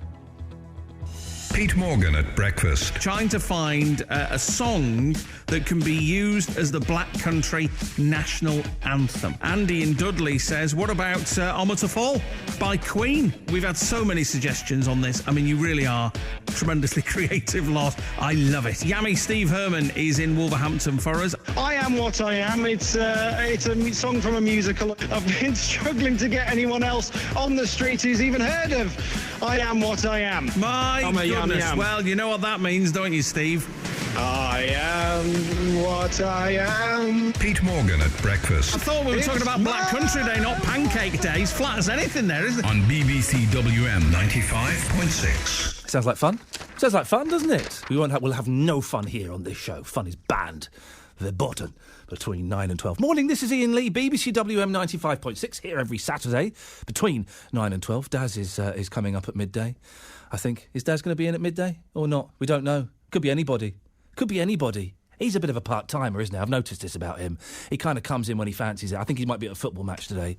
He'll do that thing where oh yeah, I've got to go. I'll do the show, but I've got to do it from a football match. Is that all right? Oh, yeah, Daz, no worries.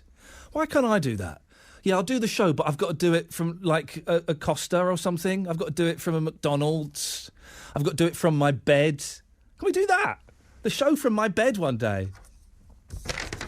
03453 009956 is the telephone number. Let's talk about Christianity. Do Christians get a fair deal in Britain? Cliff's in Tipton. Morning, Cliff. Good morning, Ian. Cliff, nice to have you back. I had a cheeky weekend in the United States of last week where I was at a very geeky convention and I was treated as a hero, Cliff, by lots of overweight American women in their late 60s. Oh dear me, that you could read anything into that. You've got to take it where you can get. Oh, I just love your accent. But it's like somebody was asking somebody else once, is Mr. Shakespeare still composing? He said, no, madam, he's by way of decomposing. Exactly, we're decomposing composers. That's right, yeah.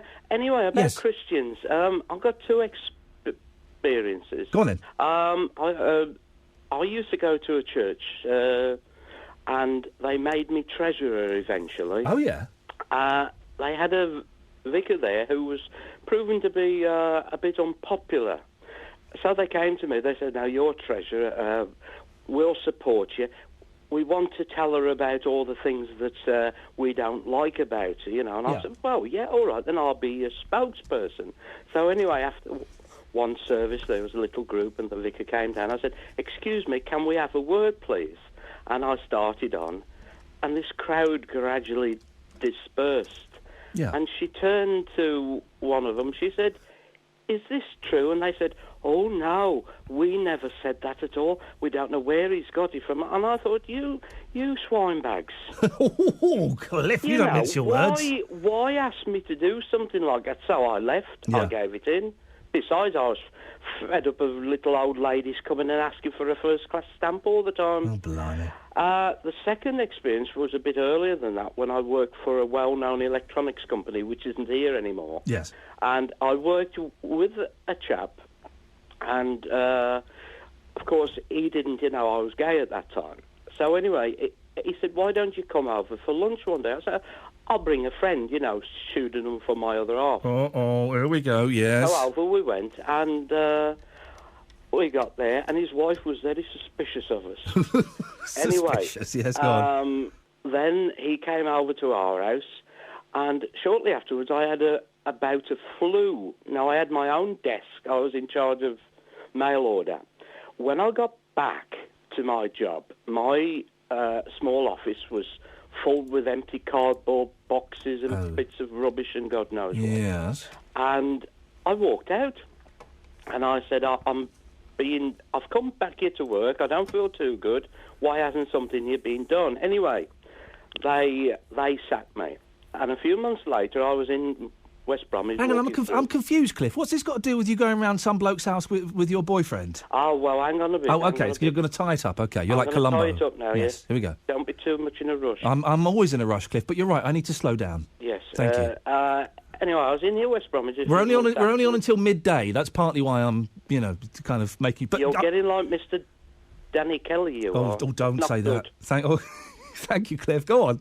Anyway, I was in West Bromwich walking through, and he came up to me. He said, I'm so sorry about what I did. He said, I didn't understand. He said, I'm very sorry. Will you forgive me? Please forgive me. And I looked at him. I thought, well, what's he done? And I said, why? And he said, I could have done more to stop you getting the sack. And I thought, well, as a Christian, you should have stood up and said, why are you getting rid of him? But I find that chap... No, hang on a minute. Yes. So what's this got to do with you and your fella going round for supper and then you getting a cold? Well, it wasn't a cold, it was flu. Oh, but what it was that... Well, what's your flu got to do with the bloke coming up to you in the street and apologising? Well... You got the sack because you had a cold? He was a Christian. He was a born-again Christian. Right. He had certain views against gay people. Oh, OK.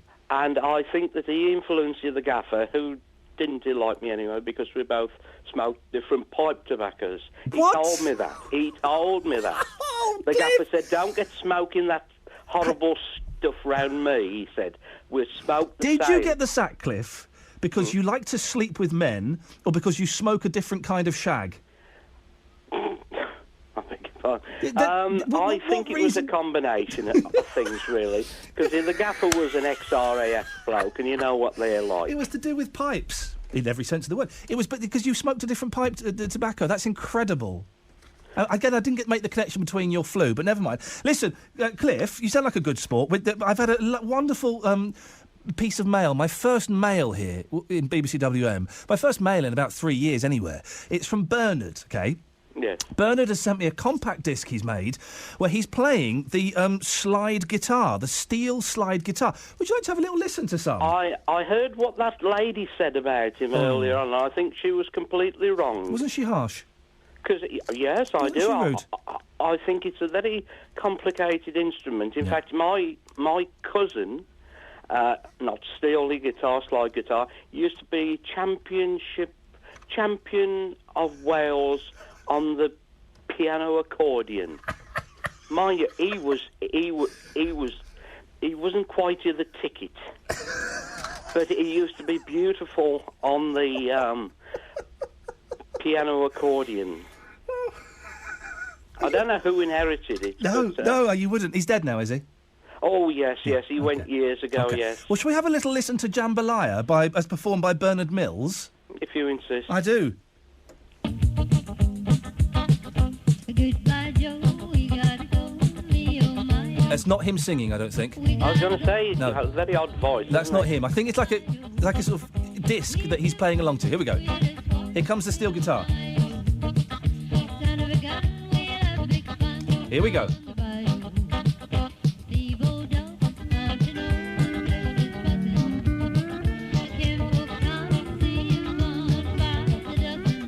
It's subtle, isn't it? It's subtle, yes, like treading on a drawing pin. Here we go. It's going to go crazy now. Here we go.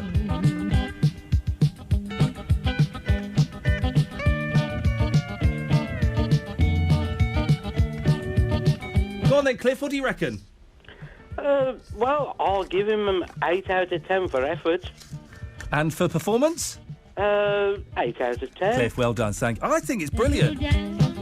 The steel guitar is such a difficult instrument to play. Bernard, listen, have we got Bernard's number in the system? He's not. Let's get Bernard on before the end of the show, and let's big him up because he's been a good sport to send this in. Thank you. Oh, it's coming up to 11 o'clock. Let me get Mo on the line. Morning, Mo. Good morning, Ian. Mo, what do you reckon to this? You like it? Do you think that's good?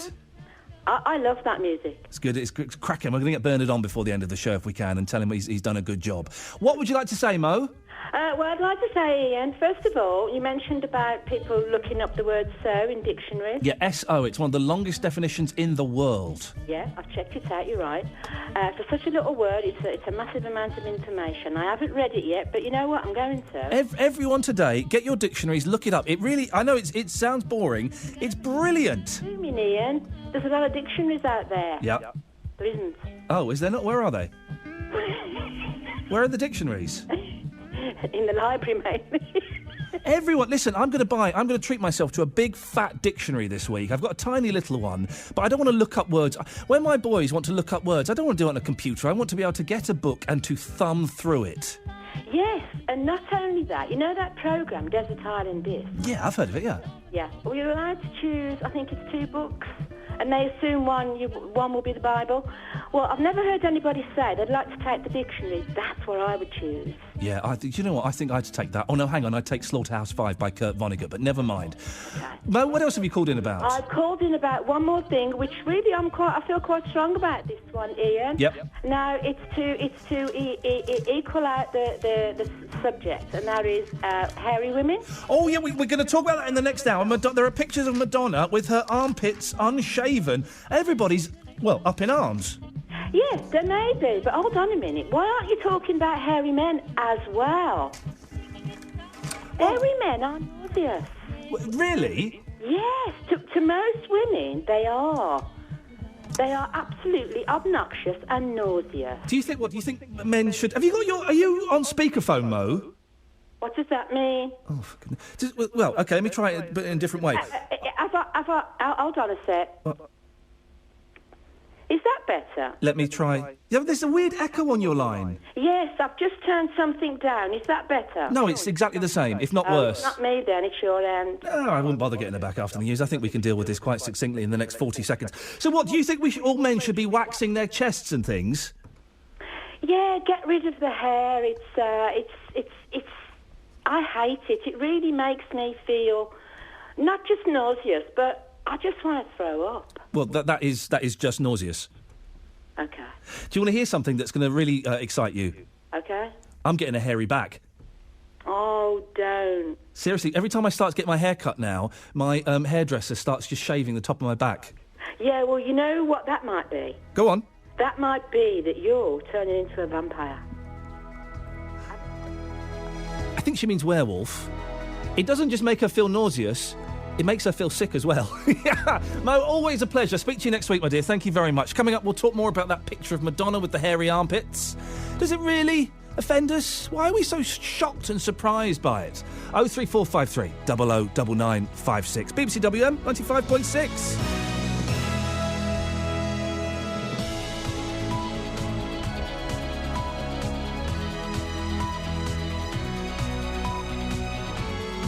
voice of Birmingham and the Black Country. BBC WM 95.6. Bang on 11 o'clock. Let's get the news and sport now with Nicole Pullman. A woman has been robbed while she was having an epileptic fit in a Birmingham street. The 25-year-old was on her way to work in the city centre when she blacked out and collapsed on Summer Row. Two women went over to her. One searched her bag, pretending to be looking for a medication, but took her purse as she lay unconscious on the ground. Police don't know if the two women were together or if one was genuinely trying to help, but they've published details about both on their website and on Twitter. Beryl Charlotte is chair of the Epilepsy Action West Midlands Forum. People want to think what the impact has on somebody who has been in this position. This does happen more times than should happen. I have phone calls from people who have gone through these experiences. They've had a seizure in the street, but it's often the ones when somebody will collapse to the floor. The Malaysian authorities coordinating the massive search for the Boeing 777 say the Chinese government has new satellite pictures of possible debris. The Malaysian Transport Minister Hishamuddin Hussein made the unexpected announcement at a news conference in Kuala Lumpur. The news that I just received is that the Chinese ambassador received satellite image of floating objects in the southern corridor, and they will be sending ships to verify. The Beijing government will announce this in a couple of hours. This floating object is 22 meters long and 30 meters wide. Regulators have said it's unacceptable that people in debt are being encouraged to sign up to unsuitable and expensive debt management plans. The Financial Conduct Authority has warned debt management firms that they must provide consumers with information on where they can get free debt advice as part of new rules which come into force next month. Football, and Wolves face one of League One's most informed teams this lunchtime as they visit Sheffield United. It's the first of two live and exclusive commentary games here on BBC WM 95.6 this afternoon. The kick-off is at 1:25 and our build-up begins at midday. Meanwhile, West Bromwich Albion could go above today's opponents Hull City in the battle for Premier League survival. The game at the KC Stadium is live on BBC WM 95.6, again with exclusive commentary from 3 o'clock. Manager Pepe Mel is looking for successive wins. It's a big game for us, for Hull too. We need to win, but Hull too is a big game. The weather, a mixture of sunshine and scattered blustery showers with a risk of hail and thunder and a small chance of snow. Another breezy day today, feeling rather cold. The top temperature only 8 Celsius, 46 Fahrenheit. More showers overnight and another cold night with icy patches in places as the temperature tonight goes down to freezing. BBC WM 95.6 News. There's more online at bbc.co.uk/WM. Nicole, I don't know why it sounds like you're in a box. I'm looking around for my box effect, and I don't know where it is, but you do sound a little bit cavernous, so apologies for that. No, also, I sound a bit tinny as well. I sound like the microphone is quite at distance away. And I can see it's right by your mouth, so that's not true. Yes. So if it's something I've done, I apologise, but we've looked around the studio and couldn't find anything. Now, I've been told you have a very old dictionary. I do. Well, a guy called John Entick published a dictionary. The first dictionary in this country was, I think ever, in any country, was Samuel Johnson. Yes, of course. And then a guy called Entick, E-N-T-I-C-K, John Entick. He was a bit of a sort of a shady character. He had his fingers in every pie. Yeah. And he brought out a dictionary in the 1700s after Johnson, and I've managed to get one for my husband for Christmas, and he has only looked up the rude words. That's one of the joys of dictionaries. Yes, but 300 years ago, some of those words that you wouldn't expect to see in the dictionary now because they're just too rude, are in this dictionary. Has it got the word in? Yes. Oh, isn't that naughty? Well, you see, they didn't... In those times, you see, in the 1700s, it was all kind of, it's like the 60s, I suppose. Yeah, anything happened. Nicole, thank you very much indeed. The voice of Birmingham and the Black Country. They have kids and they want somebody else to keep them. Social services shouldn't exist. I know quite a few people that have had pay cuts in their wages just to hang on to their job. Iain Lee, Saturdays 9 till 12. BBC WM 95.6. Morning, this is Iain Lee, BBC WM 95.6. Man, we've got so much to cram into the last hour. We're going to have to drop some of it. I'm scared to tease it up because we may not be talking about it. We will be talking about women, about makeup and about their personal grooming habits. Lots of you, I know, will have taken part in this campaign this week to take a selfie without makeup on. And I'm surprised that so many of my friends on Facebook and friends and family members are all, oh, I look awful. Oh, it's terrible. Oh, OK, I'll do it, but I don't want to. I've not seen one bad-looking photo. Everybody looks amazing. I'm not a fan of the makeup particularly. There's a time and a place, but have you done it? Did you feel bad? Did you feel good? Was it liberating? What about those women who don't shave their armpits and their legs? 03453 009956. If there's time, we'll talk about being fat and happy. We'll talk about TV licences. We'll play some more of Bernard's excellent music as well. And we're also, this morning, asking about callousness, absolute callousness. There was a story about a woman at an epileptic fit. She was robbed by one or two women while she was unconscious. Well, earlier on, we spoke to Beryl Charlotte, chair of the Epilepsy Action West Midlands Forum, followed by Edna in Walsall.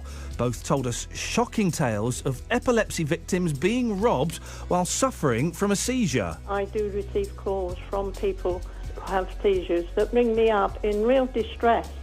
I had a person the other day who had been into a shop and bought 2 shirts, and they went out and they had a seizure, and when they came round their shirts had gone. This is quite a few years ago, but I've never forgotten it. An elderly couple out shopping, supermarket, trolley full of food.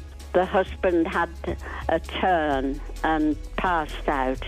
And while all the supermarket people were running round trying to take care of him, somebody pinched his trolley, which he'd paid for. Well, if you've got a story of just sheer cold-hearted callousness, then give us a call. 03453 009956. Have your say. Across the West Midlands, call 03453 009956. BBC WM 95.6. Then why women, girls, ladies, chicks, birds? No.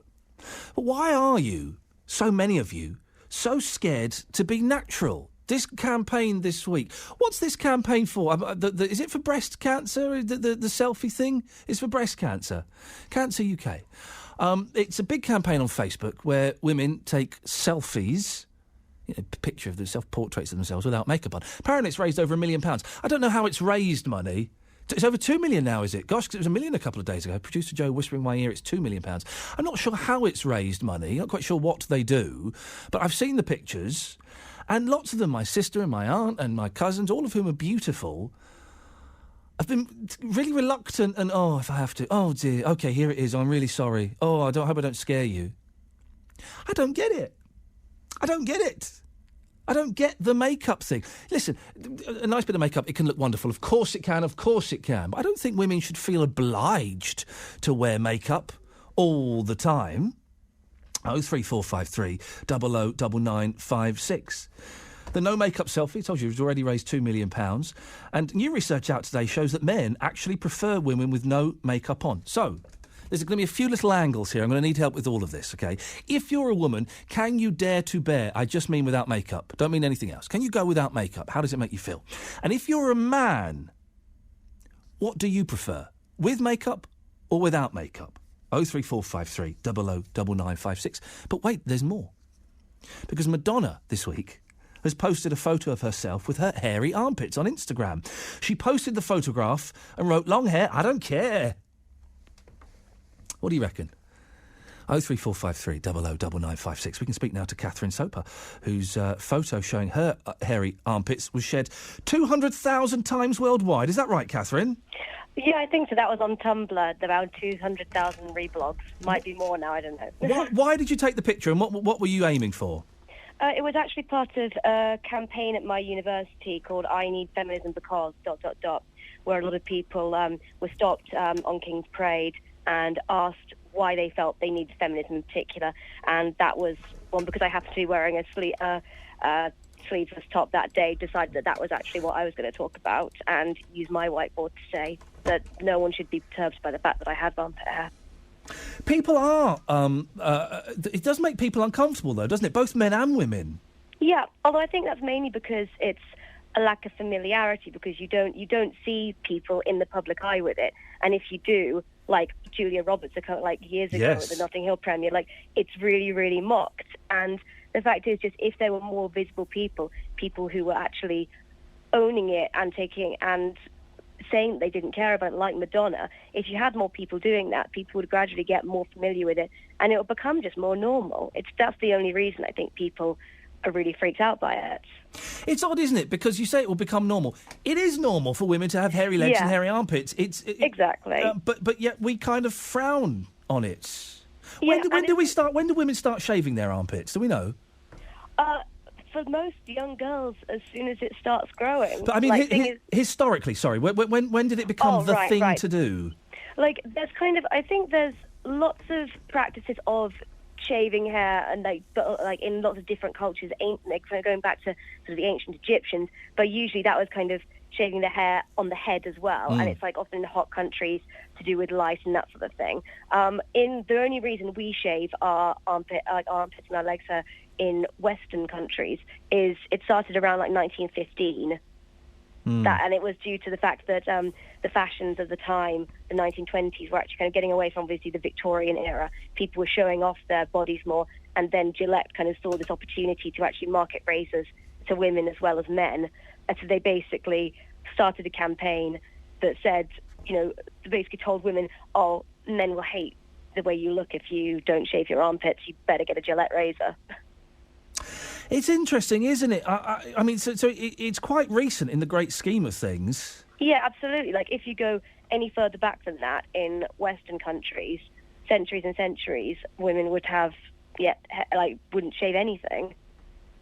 What do people say to you, Catherine? Have you had? I'm sure you've had a lot of support. Have you had negative reactions as well? Surprisingly few, but that's partially because it's the kinds of people that I'm friends with tend to actually be much more understanding about that sort of thing. And also, I think once you're not just a kind of random person who's showing their hair off, once somebody is your friend and actually sees you like that, they think, well, I think you're lovely anyway, and this doesn't change my opinion of you, and they're absolutely fine with it. It's people who don't know you. When I wrote an article about this for my student newspaper, got a lot of really, really awful comments, but I feel like they wouldn't actually say any of those things to my face. Of course not. What kind of things were they saying that were so negative? Trying to think. A lot of those sorts of, if this bird were on Tinder, she'd get 0 matches. # swipe to the left was one of my favourite ones. Nice, okay. Yeah, that's quite clever. And sort of just a really lot of vom, gross, not so touch clever. her with a barge pole. Those sorts Catherine, of things. can I speak honestly? And I'm going to speak honestly. I feel I have to. I don't like it.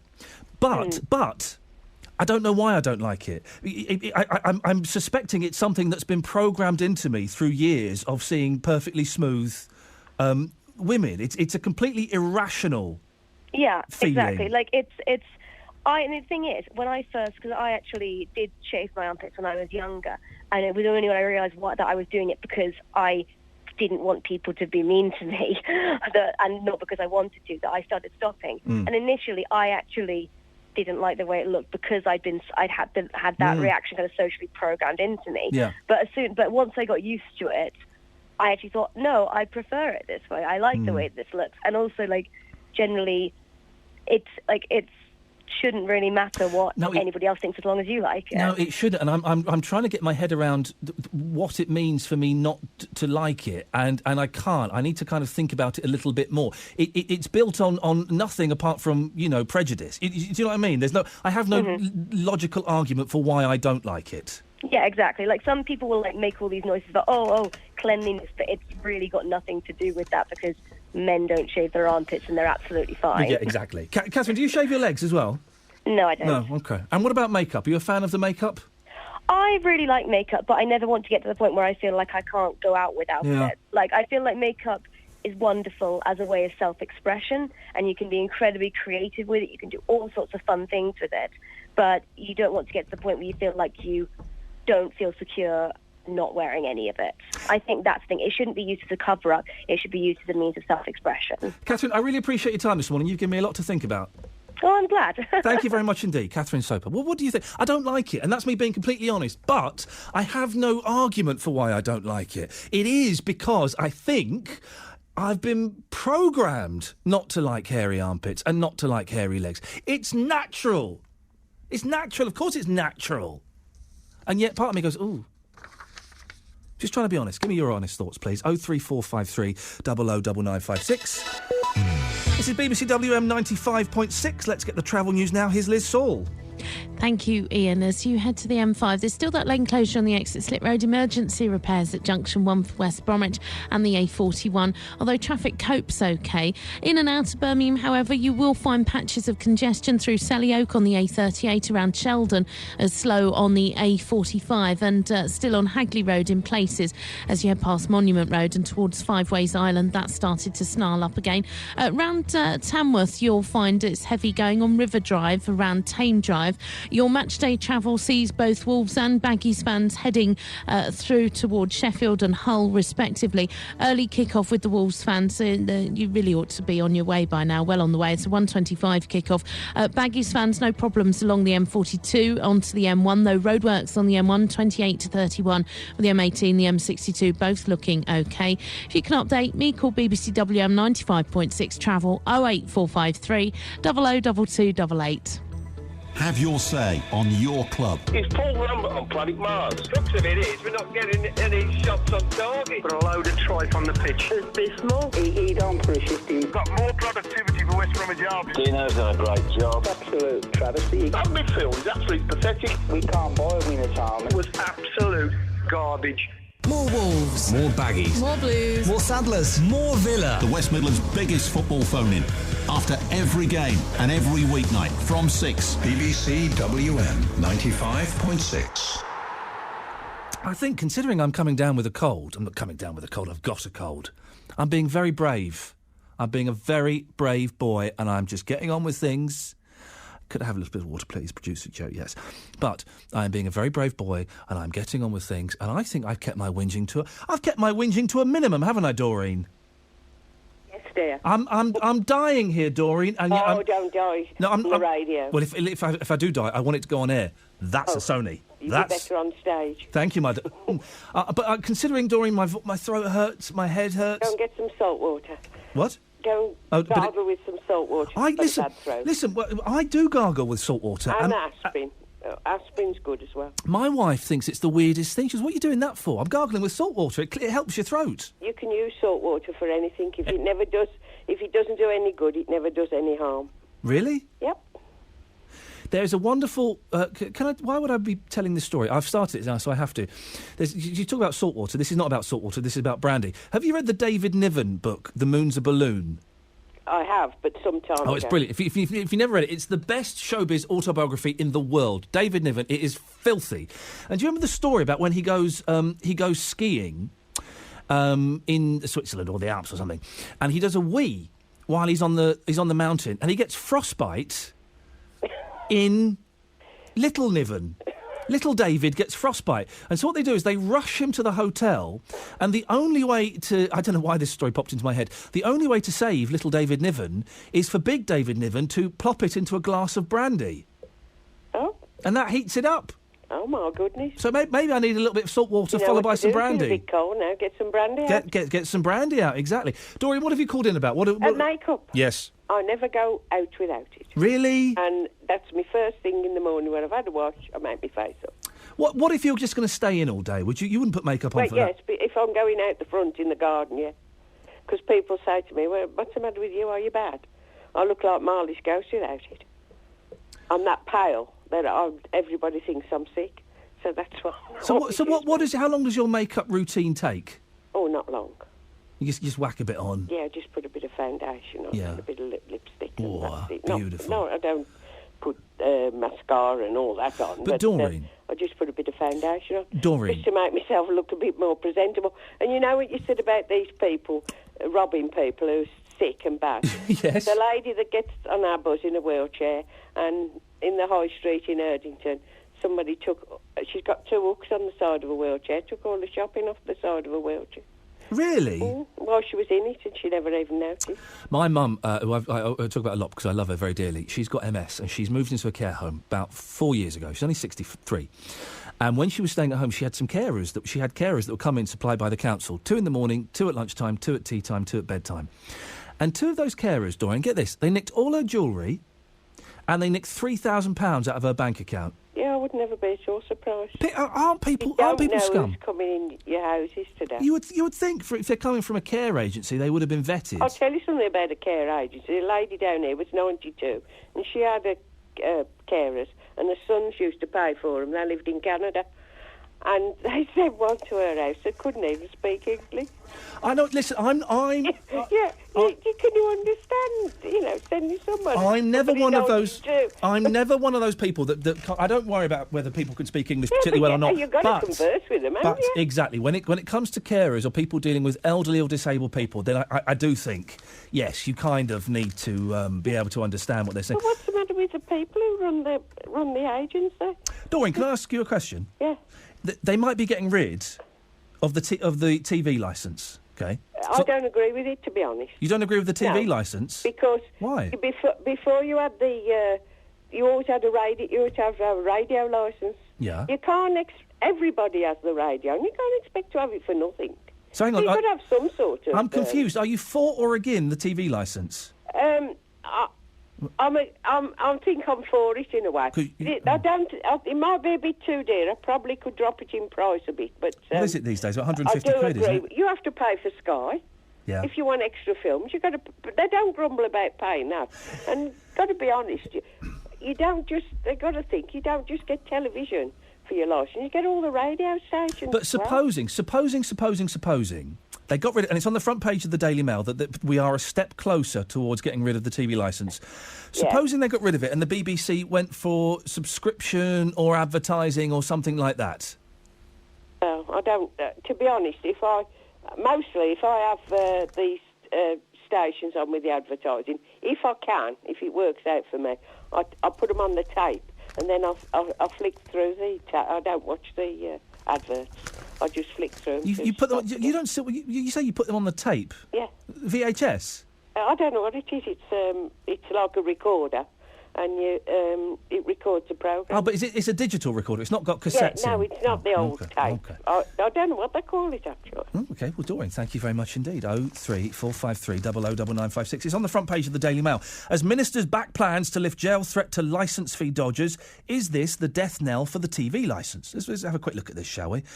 The abolition of the BBC licence fee came a step closer yesterday when Downing Street backed plans to decriminalise non-payment. All 3 main parties will vote on Tuesday to end the threat of prison sentences for fee dodgers. More than 180,000 viewers, almost 3,500 a week, appeared in court in 2012. Wow, really? Accused of watching TV without a licence. 03453 009956. We've got 35 minutes of the show. We got 2 lines free. Now is an excellent time to call. Should we get rid of the TV licence?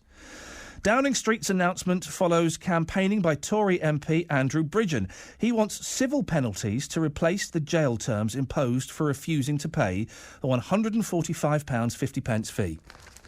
Well, if only Andrew Bridgen were here for us to talk to. Oh, look, there he is. Good morning, Andrew. Good morning. Thank you very much for joining us. So what changes do you want to see and why? Well, I put down an amendment to see the decriminalisation of non-payment of TV licence for the reasons you've said. 180,000 people criminalised a year, up to 70 people a year placed in prison for non-payment of the fines associated with not paying the TV licence.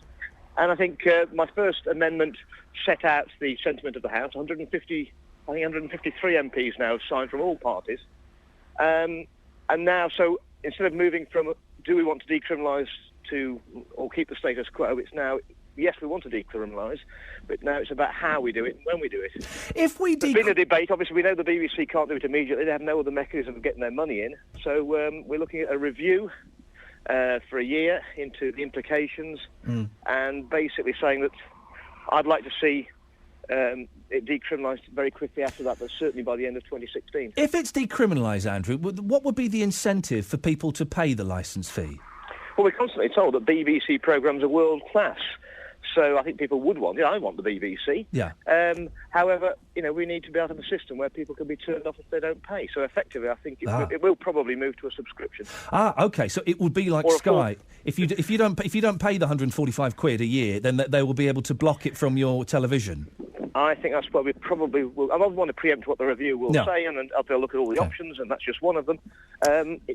How would that work How would that work for radio? Because of course the licence fee doesn't just cover television; it covers the radio. The review will have to look at that. But I think one of the problems with the BBC, they are world class, but they've become disconnected from their consumer because they don't rely on the consumer for their funding. It's actually funded by a poll tax, and I think that's driven a great divide between the people they serve and the organisation. And given the level of criminality involved by the BBC, I mean, they've one in nine of all magistrates' cases now brought by the BBC against the people. I mean, so there's a lot of resentment out there for the heavy-handed way in which their income is enforced. And I think while necessity is the mother of invention, I think the BBC's got huge opportunities to earn money in the global market, which is TV media. English is very popular. Friends of mine live abroad. They can't get BBC. They would pay for it, undoubtedly pay for it, but then they can't. But the BBC does make money. It does make money, doesn't it, from selling things worldwide? It does have other sources of income. But it makes about £200 million of its £3.8 million. So just not even 5%. But if the TV licence was optional or was abolished altogether, the BBC wouldn't be able to provide some of the it does a load of old guff as well. Cash in the Attic, do we really need to see that again? No.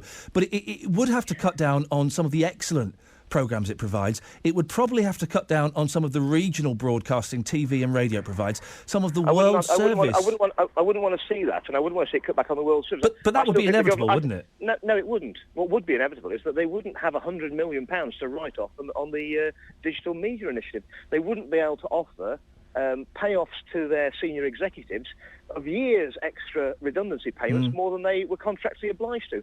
And they probably wouldn't be able to move into a £1 billion taxpayer-funded new building and decide after 18 months they didn't like the carpets and have them all changed. Yeah, those carpets are pretty awful, though, Andrew. They come on, they need to be sorted out. I don't know if you've seen them; they're awful.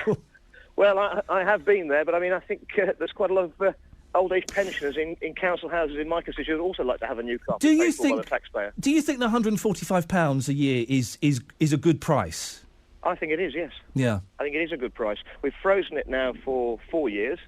But you have to remember the BBC does get extra income stream because although the licence fee has been frozen for 4 years, there's approximately extra 100,000 households a year because of new house building, growth in population. So there's an increase in of about 14 million a year in their income. The BBC, I feel, and listen, people will think, he's going to say that he's working for the BBC, but I'm still relatively new here, and so I'm trying to take my BBC hat off. But the BBC, I think, is something that we as a country should be proud of. It doesn't always get everything right, and you've listed some excellent examples of where it was completely messed up and wasted money. But there is a danger, isn't there, Andrew? Even if they tighten their belts, if the licence fee goes, the BBC won't be as strong, won't be as good as it is now. Well, the BBC, the licence fee's been around since the 1940s. I mean, I remember when I was a child, there were only a couple of TV channels. Yeah. Obviously, there's a plethora more choice now. I think the BBC's got to look at where its market's going. I mean, these charters are for 10-year periods. In 10 years, technology has moved on enormously. We've got smartphones that you can pick up digital media. You've got laptops. You've got iPads. Where are we going to be in another 10 years' time? Realistically, the BBC needs a funding mechanism that embraces all the new technology and the new ways that people are going to be looking at television. Probably 10 years for a charter review is too long, quite honestly, given the pace of technology. And I don't think the BBC is ever going to have that that long look at itself and look where its market and where its audience are moving in their viewing habits, while it's got the comfort of A, a licence fee, which is a poll tax, and B, it helps to enforce it with the threat of criminality and imprisonment. Andrew, I really appreciate your time and your thoughts this morning. Thank you for sharing them. Thank you. This debate's going to run. I'm sure it will do, and it certainly will for the next 30 minutes on here and longer elsewhere. It's Andrew Bridgen. He's a Tory MP. 03453 009956. This is over to you. He makes some really good points, doesn't he? The BBC has completely wasted a load of money. £100 million on a computer system that they then scrapped. Ridiculously big payouts to people. New £1 billion premises. I've been there, it's nice. I can't remember what the carpet looks like. Is the carpet really that bad?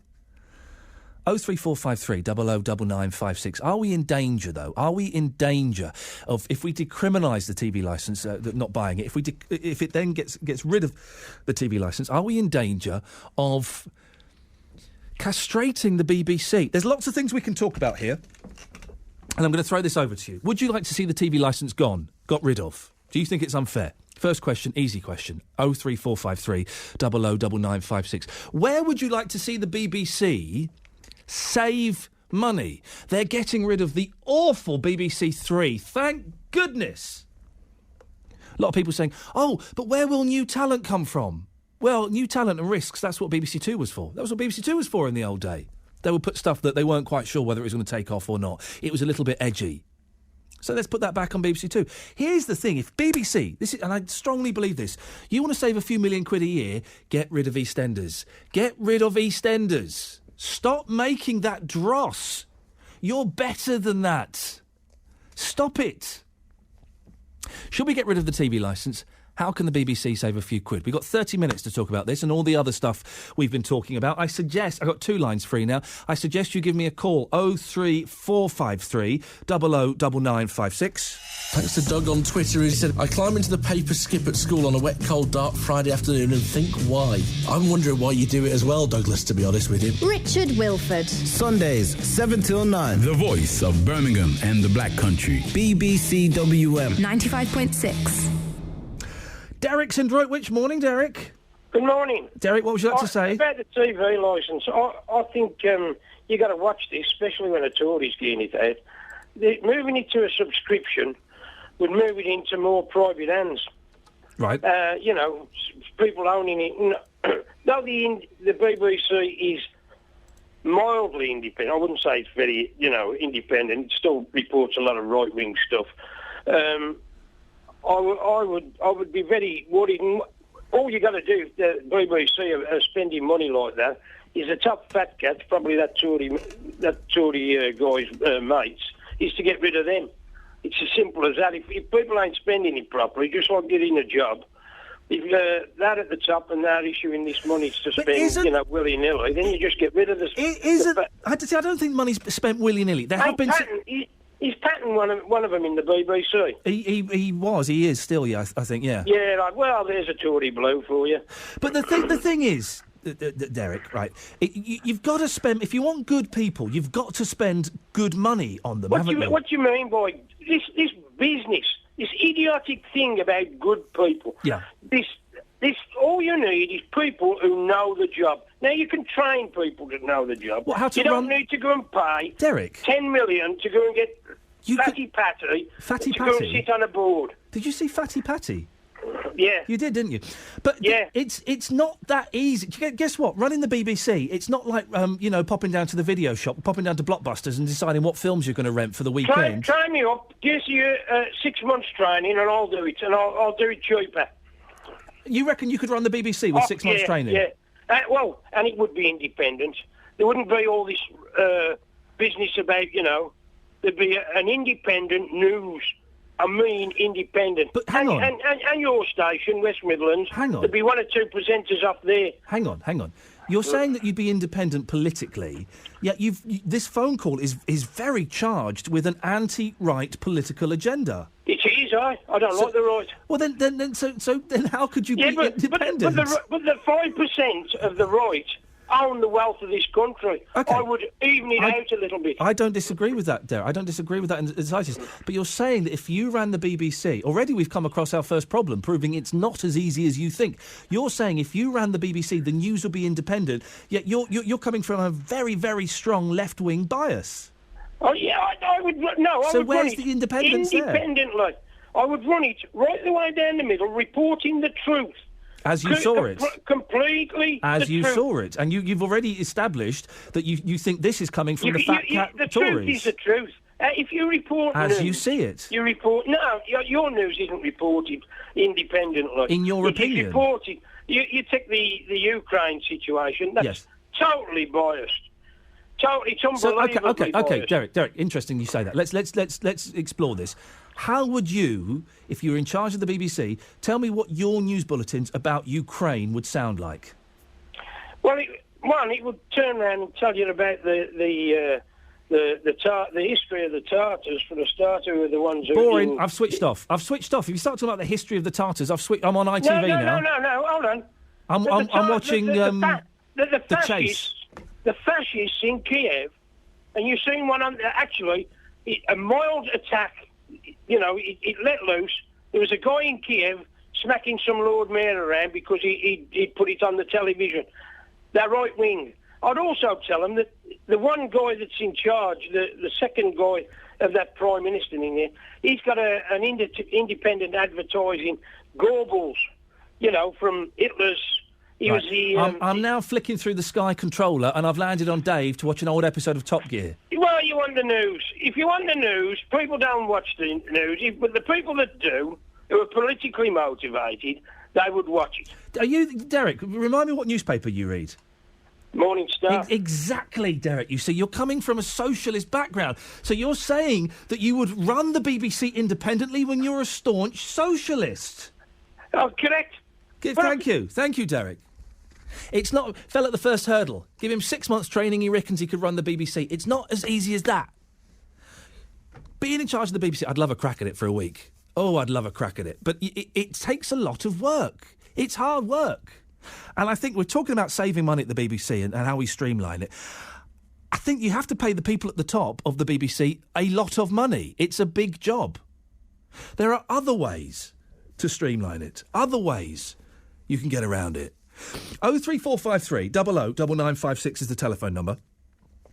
Your calls on this, please. Should we get rid of the BBC TV licence? I pay it. Do you know, it's one of the reasons you can get sacked. There are two things you can get sacked for at the BBC instantly. This is true. One is not paying the TV licence. The other one is... Can I say this? Yeah. Having sex in one of the offices. Seriously, if you have sex in one of the BBC offices... If you haven't paid your TV licence and you're having sex in one of the offices, man alive, you're in big trouble. You're in big, big trouble. 03453 00 9956. Two things. One, should we get rid of the TV licence? Two, how do we streamline the BBC? How do we make it more cost-effective? Because they do waste a lot of money. Let's be honest. We know they do. £100 million on a computer system that didn't work. Well done to the person who said, you know what, we're going to stop this now. Because that must have been a tough decision. You spent £100 million and the person says, do you know what, I'm going to hit the stop button. We are not going any further. We'll get a load of flack for it, but we're going to stop now. That's a brave decision. Andy's in Bartley Green. Morning, Andy. Good morning, Ian. How are you? I'm good, thank you. Should we get rid of the TV licence? I don't think so, no. Tell me why. Well... number one, I enjoy the BBC. Two, there's no adverts, and that's my main point. Yeah. There's no adverts. I mean, I was watching football last week, and, every 3 or 4 minutes, adverts. And that's what the BBC would eventually become if we got rid of the TV licence. There'd be no other way. I wouldn't want that, mate. I'd gladly pay my licence just to keep those horrible adverts. Are adverts such a bad thing? Oh, you're right. When you're watching live sport, yes, they can be. But I don't watch TV as it goes out now. I tape it on my Sky Plus box, and so I fast forward through the. So I haven't seen an advert for such a long time. That's the point. I was watching some TV this morning on the catch up. Yeah. And all the adverts are deleted. Yeah, exactly. And what a breath of fresh air that was. But, I mean, the adverts drive me balmy and... Yeah. You just can't get into a programme. £145 a year Yeah. You're happy to pay that? Well, I've been paying it for years and years, mate. I'm used to it now. I always begrudge it. I always leave it a little bit late. I always wait until I get a reminder, and then I do it. And the thing is, I'm people are going to say, "Oh, you're saying this because you're working for the BBC." Hand on heart, I have said this before I ever worked for the BBC. Yeah. Hand on heart, I think it's cracking value for money. It's a superb channel. I love it, and it's just everything about British TV. You know what I mean? And they're good. They're quality. And how anybody can run against the BBC? Are there any ways you think that the BBC could streamline and save a few quid? Well, as you mentioned before, earlier, maybe get rid of some of the BBC 3 and 4. Yeah. Maybe some of the wages are absolutely humongous, you know. Yeah. But then again, that's not my department at all. Like I just don't know. But maybe the whole corporation needs to be reviewed. It's not a bad idea. Listen, Andy, I'm going to go off on a slight tangent. Would you indulge me for a second? I don't know if have you been listening all morning? Most of the morning, yeah. Well, what do you mean most of the morning? Where have you been for some of it? Oh, I've been in the kitchen tidying up. Okay, good. All right, fine. Well, I don't know if you heard, but I got sent in a CD by a gentleman called Bernard. He's a caller to the show, and he sent me a CD of his pedal steel guitar. I heard that, yeah. What did you reckon to it? Did you like it? Is that the gentleman that was on last week? He's talking to... He was on a couple of weeks with me. I don't know if he was on last week, but he played... Have a little listen to this. This is him doing People Get Ready. Okay, yeah. I'd like to get your thoughts on it. Hang on, here we go.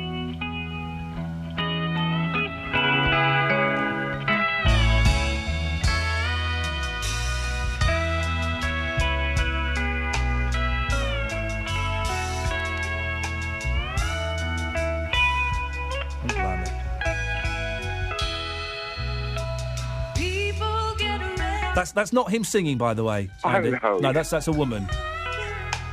Okay, So yeah. he's doing the kind of... It's the steel guitar. It's kind of like a bendy guitar sound. Sounds Hawaiian. What do you reckon, Andy? Any good, or pretend? Well, I thought that was okay, yeah. Yeah? I thought it was all right. I'm a big country fan. I'm a big bluegrass fan. Oh, OK, so you know what you're talking about then. And a big George Harrison fan, so I like crystal clear. Yeah, you do know what you're talking about. Andy, we should hang out and go through each other's record collection. I think we get on. Yeah. Marks out of 10 for Bernard and his steel guitar. It sounded okay, mate. It'll do for me, because I appreciate it's a really difficult instrument to play, and I can't play an instrument. Andy, I'm so glad you said that, because Bernard's on the line now. Morning, Bernard. Oh, good morning. But we've been playing your CD all morning, Bernard.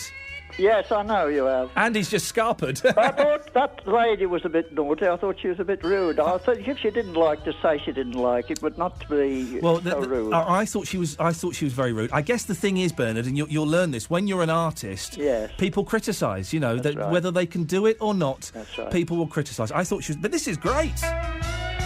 Well,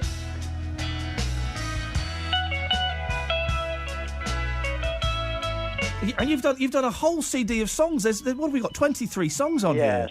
Yes. Now, I hope you're going to take it home, then you can listen to it all through. Well... And then I'd like a comment from you, you know. Oh.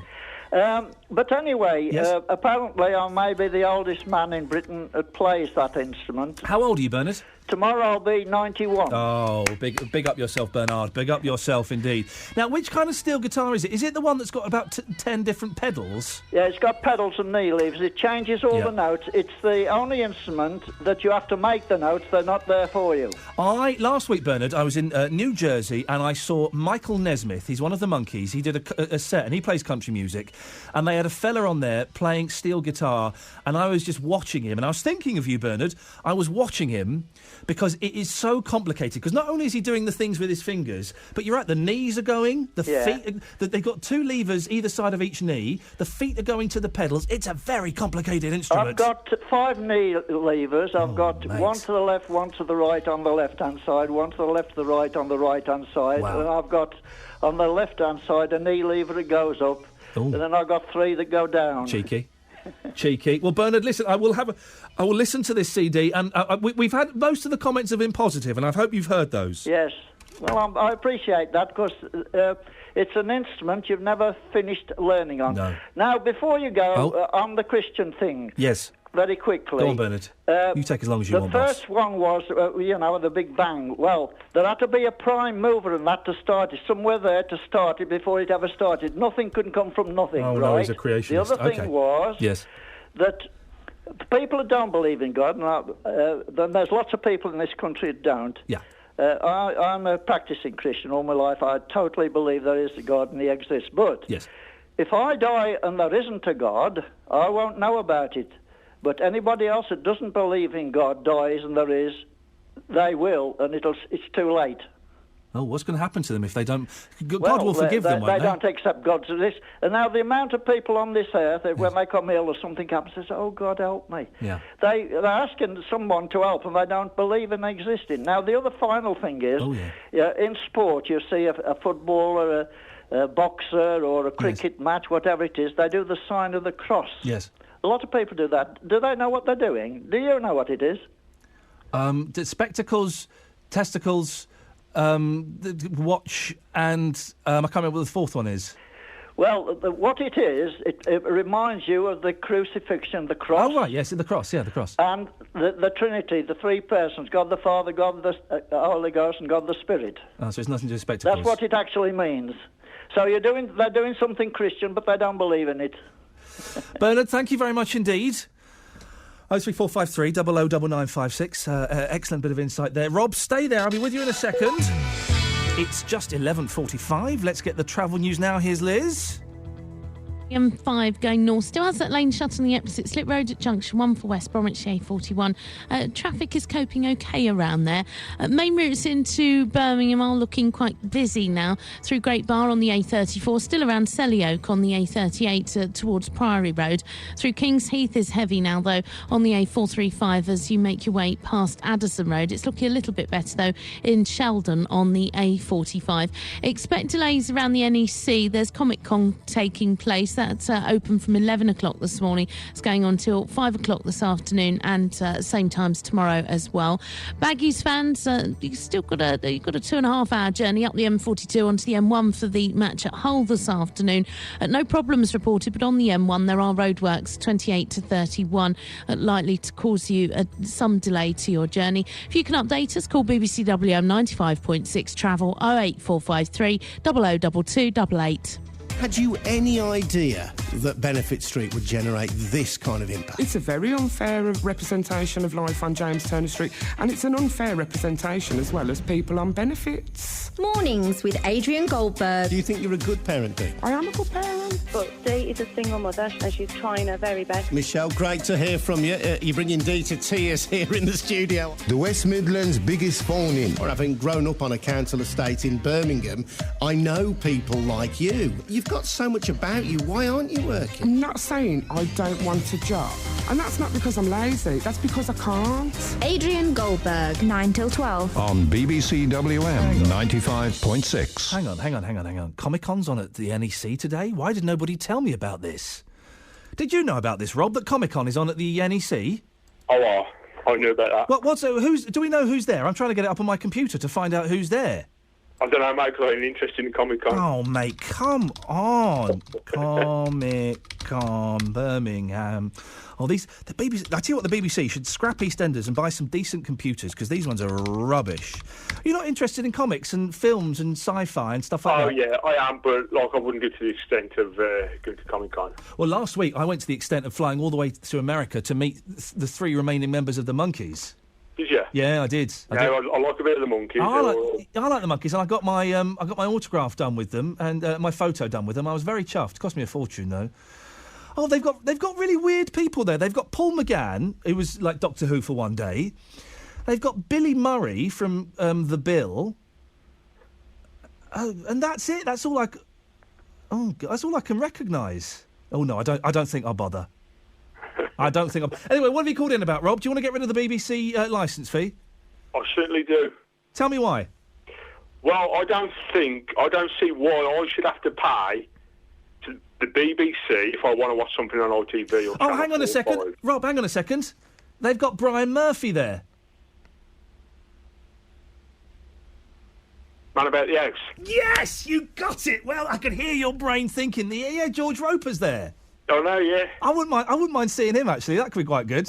Anyway, sorry, I was rude. I interrupted. Go on. You tell me why you don't like the licence fee. Well, I think it's wrong that we should pay the licence fee to watch something on ITV Channel 4 and 5. Why should I pay the BBC my money to watch something on another channel? You're not. I am. No, you're not. Of course I am. Why?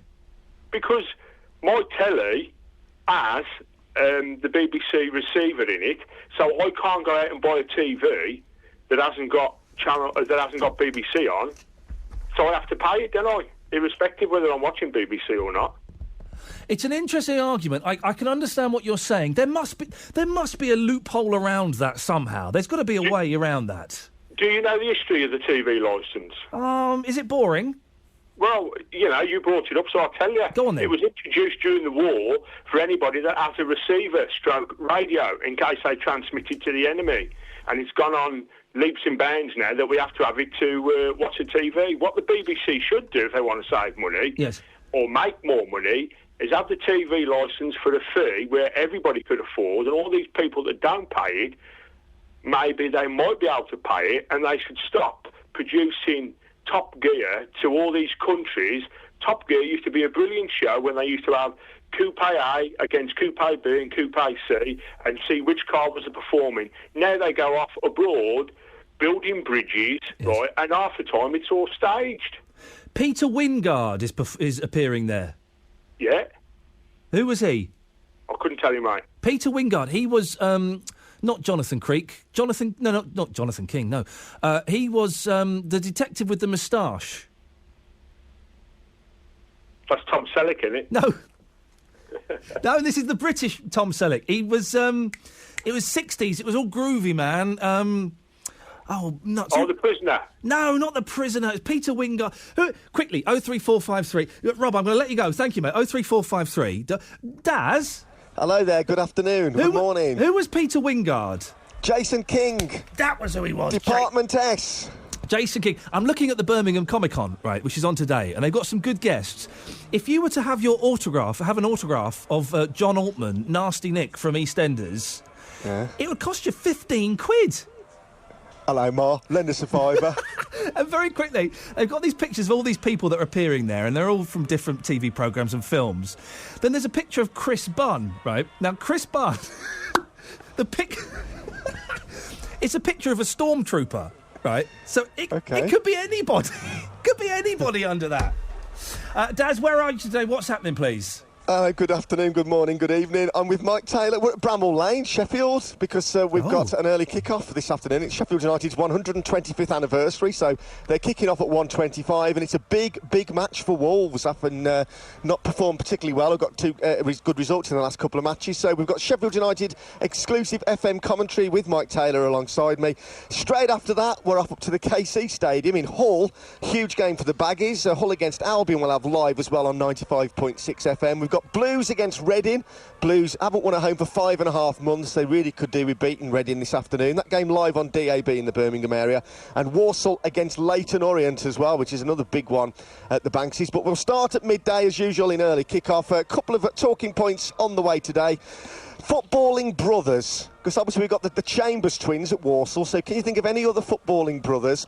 And one of my most memorable visits to this ground, where we are today, included Steve Bull scoring a 93rd minute winner for Wolves. So memorable last-minute goals involving your team as well. So just a couple of those on the way in between 12 and 1. And, of course, the team news as well as soon as it breaks. And we're here. There could be quite a few changes this afternoon for Wolves. Here's something you can do in the future. Yeah, go on, I'm all ears. Well, this is interesting, right? Because I only found this out the other day.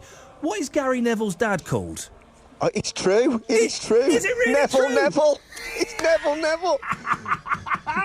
I read this the other day. I thought, that must be a misprint. But that's really his name, is it? It is, and it's like, I mean, there's the former FA head as well, who started at BBC, and there's a Wolves player with the same name as well, David Davis. Now, if you were Mr. and Mrs. Davis, and you had a son, what would be the one name that you wouldn't call them? I don't know, each to their own. But Daz, listen, excellent stuff. I look forward to listening to you as I pop into my car at midday. Thank you. It reminds me the first property I ever bought, my first flat, okay, the gentleman who sold it to me, the estate agent who signed the contract, his last name was Felix, Mr. Felix. His first name was Felix. He was called Felix. That's nuts, isn't it? I'm looking at this Comic-Con. Do you know what? It don't look bad, actually. I'm not going to go, but it looks quite good. But they've got Ray Brooks. I'm so old because I know who Ray Brooks is. He was Robbie Box in Big Deal. It's £15 for an autograph with him. They've got Linda Regan, who was the brassy yellow coat. I only know this because there's a picture of her as a brassy yellow coat. Melvin Hayes is still alive? I thought Melvin Hayes was dead. Louise Jameson, lots of Doctor Who people, Fraser Hines, Peter Purvis. I did think that Peter Wingard was dead as well, if I'm completely honest. Marcus is in Wolverhampton. Marcus, did you think that Peter Wingard was dead? I don't even know who he is. Jason King. Well, goodness me, he must be a bit long in the tooth. I mean, he was no spring chicken when he was doing that, was he? And also Melvin Hayes. You know Melvin Hayes, you lovely boy. That's Windsor Davis, but that would you lovely boy. Lovely. So Melvin Hayes was the little one in that. I thought that he died about 10 years ago. I mean, to be honest with you, none of those people would attract me to that particular event. Come on, Brian Murphy, George Roper's going to be there. Yeah, maybe, but I mean, I've taken my wife and my mother-in-law and my mum and my wife's brother's wife up to the station, so they've gone to the NEC today. Oh, are they going to go to the Comic-Con today? No. Oh, where they're going for something to do with some crafty thing, you know. A craft fair. Oh, goodness. I've been to a craft and all of that kind of jazz. I think I'd rather go to that, if I'm honest with you. I've been to a craft fair because a friend was exhibiting there. Oh, my goodness gracious me. It was the dullest day of my life. Yeah, but have you ever been to one of these comic conventions? No. I think I'd enjoy it a bit more. I'm a little bit geeky, Marcus. Okay. I mean, whatever floats your boat. Exactly. Man. What have you called in for, Marcus? What you got for me? I thought that chap on the steel guitar, that slide thing, was pretty good. He wasn't bad, was he? It's a tough old instrument to play. I saw the Verve when I was living in Seattle. Yeah. And they had a guy on the steel slide guitar. Yeah. And I was thinking maybe if they get back together, he might be able to get a few gigs. He could go and sit in with the Verve, couldn't he? Yeah. It's a very complicated instrument. It's got loads of pedals. It's got 5 things that you whack with your knee. It's ridiculously... Listen, this is Bernard. I mean, he needs to kind of maybe up the tempo a little bit, but... I think it's quite pleasant, though, isn't it? I'll tell you what we're going to do. This is what we're going to do, right? The local BBC does this thing called BBC Introducing. It's for local unsigned bands. Oh, yes, yeah, I've heard it. There's a reason a lot of those bands are unsigned, let's be honest. But what I want to do on this show is I want unsigned over 70-year-olds. That's how we're going to do it. If you're 70 or over and you play an instrument or you've got a recording or you're a singer or you've made a CD, boom, send it to me and we'll play it. How's about that, Marcus? That sounds good to me, yeah. I mean, what would he say? He's 91? He's 91. He's the oldest steel guitar player in the country. That's fantastic, isn't it? Good for him. Marcus, thank you very much indeed. We're going to do that. We'll open that up. Get ready for, probably nothing to come through the post, really. But if you are over 70, because all the youngsters, they've got BBC Introducing on the Saturday night. They've got all that stuff where they're local and vocal and local bands sending this. You want to go for over 50, producer Joe? 60 and over. 60 and over. That's a compromise. How about that? If you're 60 and over and you've got, you play an instrument, you made a CD, you're a bit of a singer, send it in to me. Iain Lee, BBC WM, Mailbox, 7 Commercial Street, Birmingham, B1 1AY. You'll find the address on the internet. That's all you need to do. And we'll play it.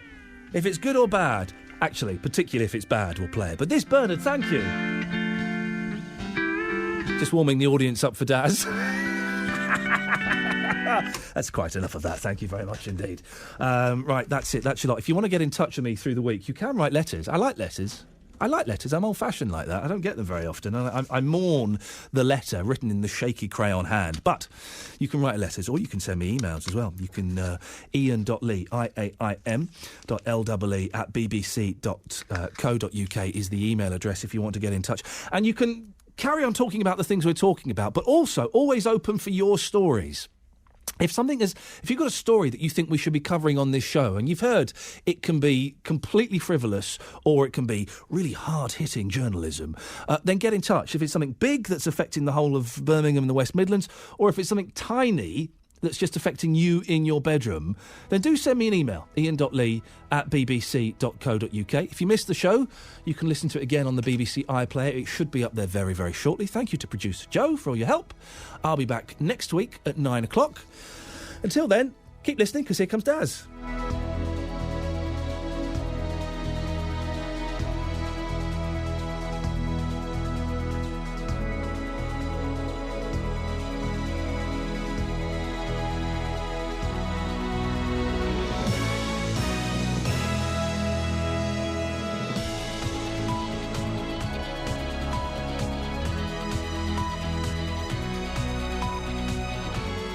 Voice of Birmingham and the Black Country. BBC WM 95.6. So Iain Lee returns next Saturday morning on BBC WM Sport, on BBC WM. BBC WM Sport on the way now. A huge afternoon.